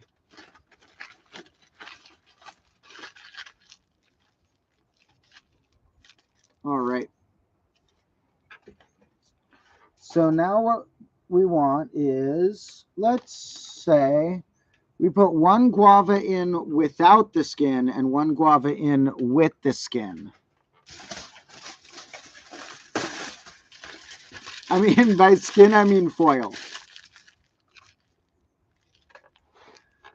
Which ironically makes the one without the skin of foil be the one showing the skin of guava. So that's confusing.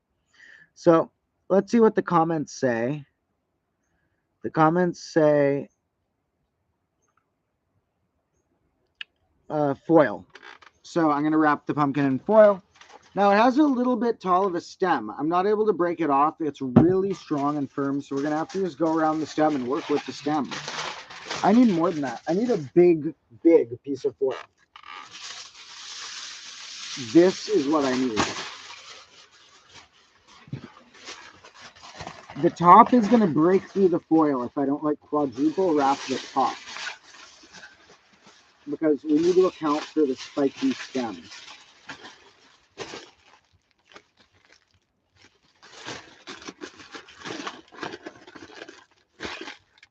Now this might be too much foil, but whatever, screw it. Pumpkin. Now, should I do a persimmon in foil? Let's do it, because I have another persimmon inside that we can eat fresh. So why not have one in foil?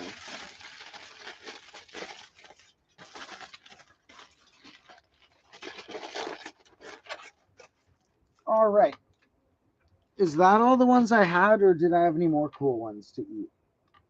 Oh, we had this. We had this chocolate thing. If I put it just in foil, it's going to melt too much, though. I'd have to, like, wrap it in something. We'll see if we can do something with that. So, here's the pile of foil items we have. This is going to be basically my Thanksgiving dinner. I might try and find a few more to add, too. But, you guys like my Thanksgiving dinner? I think it'll be fun. Okay, so I'm going to wrap up the stream pretty soon now that I've wrapped up the fruit pretty soon. But what time is it? Oh, it's only 12:30. I started this stream really early. We might be just doing some crazy long streaming today. All I really have plans today is maybe eat something with my brother, or maybe try and convince him to eat this, and to because my parents are out of town anyway, and so no Thanksgiving thing with them matters. I get enough time with them. Uh, I don't mean that in a bad way. I just mean I already spend a lot of time with them, so I don't care if it's Thanksgiving or not. So I just want to do something with my brother, and then do some editing to finish my titration episode, like finish the soundtracking on it and stuff, so it's ready to release tomorrow. And apart from that, I could just stream all day theoretically. So if I do that, I would need to run inside to grab some water because I'm pretty thirsty and stuff, and probably would go to the bathroom again. And not in a rush to do that, but we'll see. What we'll do first is one more pick a page game. So I want someone to write a number from 1 to 400, and I want you to write A, B, or C for which of the other 3 books in that stack it's going to be.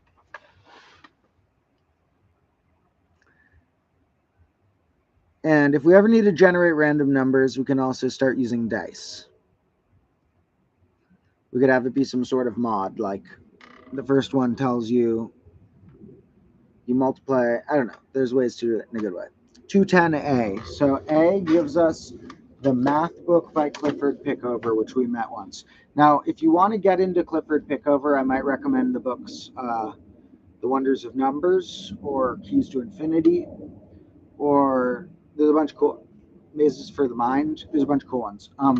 This one is a great overview, though, where each page is a different event from math history, and it's really brief on them. So it's more on like giving you a subject and a very brief description of it than fully explaining stuff. But that gives it room to fill a lot of subjects. And so each pair of pages is a year number, description, and picture. So what we have on 210, first let's look at the picture. Wait, no. No. This is so weird. Are you the same person who picked 210 last time and it happened to be this book? This is the one page we've done when we played this game. So it just happened to be the same book, and you like 210. Do you like 210 because it's a primordial number? It was this book. We looked at Fourier series in here. Unless somebody picked 210 in this, or the 210 rippled into this somehow, because the one page we looked at this on stream was this. That's crazy. So 210, I hope you know, or hope one of the reasons you like it is it's a primordial number, which means that it's the sum or the product of the first 4 primes in that case. 2 times 3 times 5 times 7 gives you 210. So that's fun, but we already looked at it, so we need another number. That's crazy. I love that. So that's one of those ones I call a synchronicity. Little meaningful coincidence. Fun little things that have explanations but are little ripples of clues that, if you don't overanalyze them, are fun to think of as meaningful. So 321. Let's see what's on that page, the next suggestion. Now, I think what happened is the book I read, I had a hardcover. I did 210. That was a Martin Gardner book, but I also used 210 on this somehow because I know that page was in the last stream. It's on film. So this coincidence was documented. So yeah, if anyone's a true combo hunter after this stream, they can look back and find the last time where we already read Fourier series from here. Let's see 321. That was the next. This book has a lot of pages. For this book, when we do it, the game has to be pick 1 to 500 because there's a lot of pages. But on 321, ooh, cool. Look. It's about normal numbers, which apparently were first key researched in 1909. Now, here's the thing. I went into this briefly in the continued fraction episode. Pi is assumed by many people to contain every digit string possible. Like, it has a sequence that has 500 nines and a 4 in the middle or whatever, or ones that would translate into every story or whatever.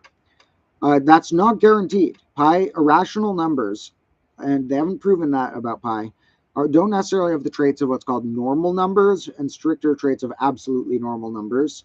And those are traits that relate to numbers containing every digit string because they're that type of random in them. And it's not proven pi does that. We know it's irrational and transcendental. We know it's not the solution to any algebraic equation. We know that it's, with, rational coefficients and blah, blah, blah. And we know that it's not it has at least 2 digits that repeat infinitely after the decimal because it has to be irrational. So it has a pattern that doesn't repeat with at least 2 digits recurring randomly. But it could stop having 9s at some point. Incredibly unlikely, but it's very likely they're normal. We just haven't proven it. So here's an example in pi. You do get a hint that it probably would be normal based on statistical tests, like the digit 7 should appear roughly 1 million times among the first 10 million digits of its decimal expansion, and it actually occurs 1,207,000, which is really close. It's like that's a 0.02% error, I think. So then it mentions these guys called Chapernone's constant or Chapernone's number, which are normal numbers that are kind of constructed to be that. So we'll go into that in some episode in the future for sure, when we go into like how many layers deep can you go beyond fractions. I got irrationals, I got transcendentals, I got non-computables. Let's see. Oh man, it's hard for me to see the screen, and then it's hard to tell when it's hard for you to see the screen. Someone's ordering a PDF of the book. Yeah, let me get 3 books.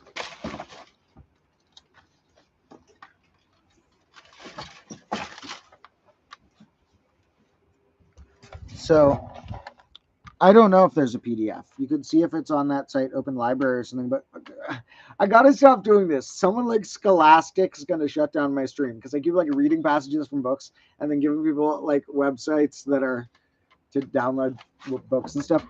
Like I said, you want to support publishers, please buy paper books too. It's good for the world. Paper books buying is great for the world. But if you need to find it, you could try. It's called The Math Book by Clifford Pickover. But I like these guys. These guys, please buy their books because, do that for like a dumb college textbook you need to get or whatever. I want you to support these guys. Although Smulyan is dead, Raymond Smulyan, Martin Gardner's dead, so I don't know. Still probably nice to support his family or whoever gets the paper book money. It supports the book market or whatever. Now, these are 3 really good ones that I had out last time. Colossal Book of Mathematics, Giant Book of Puzzles, collected by different columns Martin Gardner wrote over time. This one we just looked at. And a number theory book. That's fun. So let's look at page. Let's get a new number. Let's get a number in the 100s. Someone give me a number in the 100s.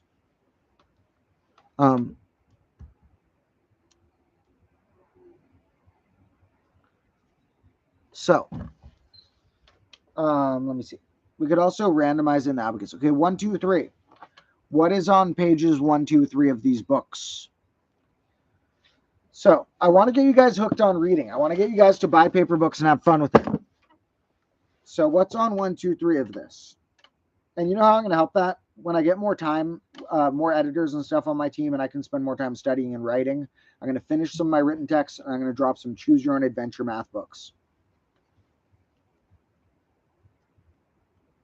So, 1, 2, 3. Well, we already did this one a bunch. It's about the Mercator projection, but we've talked about this book a bunch, so I'm going to go to the others. But the Mercator projection is a way of trying to put the round Earth in a flat way.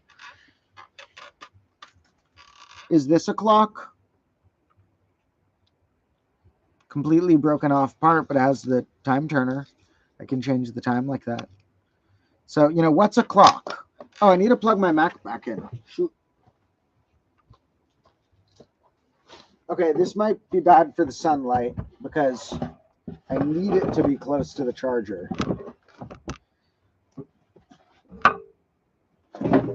Sorry, folks.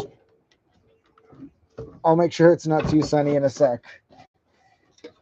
These streams are chaos. I need a classroom assistant to help me with this stuff so I can just talk about math and stuff. So Grade -1 streams are going to be more chaotic than grade -2 streams, but I feel like they're going to have a historical purpose. So grade -1 streams. Oh, okay. I spilled coffee. Okay, I spilled coffee on my stuff. I need to uncoffee my pumpkin and stuff. Okay, I'll use these gloves. I'm just getting coffee all over the gloves. That's what gloves are for. Wiping them clean. Yeah, coffee roasted. That's not going to be good. I'll rewrap that one. Okay. Okay, those are okay. They dodged the coffee, but there is a bunch of coffee in the dirt, and I'm wiping it up with the other glove.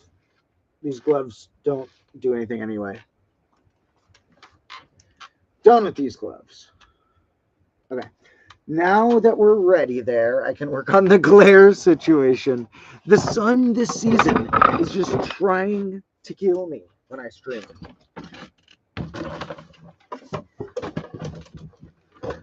Okay.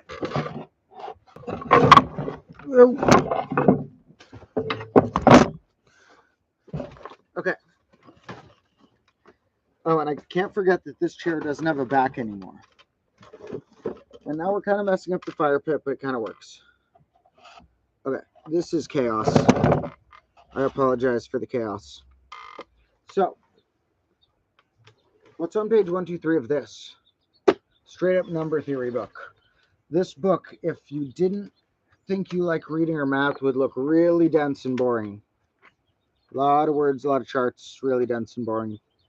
No, it's not. It's beautiful and brilliant.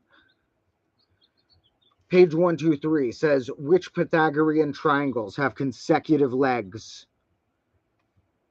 So that means which numbers a squared plus b squared plus equals c squared for integers, which could be the sides of right triangles, have two of the sides just one apart. There's a 5, 12, 13 one. So what about the 5, 12, 13? What other ones are perfect right triangles with integer sides, but two of the side lengths are just one apart? So this is charts about how to figure out that formula and know what they all are. It says various relationships can be observed among numbers in these columns. For example, and a bunch of stuff that you'd have to have read the first bit to understand. And yep, a lot of cool stuff. Get your formulas on the next page after you get led there. So last, we're going to look at 1, 2, 3 in the Martin Gardner book, and then we might wrap up this stream in a sec, but I'll start the nighttime stream pretty early because it gets dark here so early. So if I start the stream at like 5 p.m., then it's going to, at like 5:30 or 6, just have like a 15-minute time where it shuts off all the light in the world. So that's just the way the light works here this season. You'll see. So 1, 2, 3 in our final book. So, what is living on page 1, 2, 3? Now, on these ones, sometimes I might have to skip to like a page or two before. So I'm going to start treating these recommendations as like go to the start of the clearest paragraph that makes sense before that. It's just a poem here. So this is mostly a math book, but we get a straight up poem there because Martin Gardner experimented with language and many things too. Now, what happens after that? It says that, whoa, the poem's just like right in the middle of it, saying the helical character of the neutrino's path results from the fusion of its forward motion at the speed of light with its spin. So that's, and then a lot of weird science stuff in there. Talks about weird screws and weird science illusions and stuff, and somehow relates to that poem, I guess. Martin Gardner is so cool. I love him. Okay. So we've gotten our things we're thankful for. The desk is more broken than ever. We've gotten our fire pit down here. And I think we're going to wrap up the stream. And what I think we're going to say is that someone's wondering what book it is. It doesn't really matter. This one's called The Colossal Book of Mathematics by Martin Gardner. It's a good one, but any collection of his work, some of them are smaller, so the bigger the better, is his articles he wrote over the years for this place called Scientific American. Other things are pure books he wrote, but some of the best ones are the collections of his articles. And so this is just a big collection of those. Any collection you get by Martin Gardner is probably going to be awesome. And he wrote some random other books as well. And the one before, someone was wondering, the number theory book is called Recreations in the Theory of Numbers by Albert Beiler, Beiler. Not sure how to pronounce.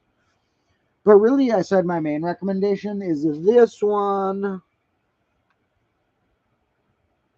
This one's great.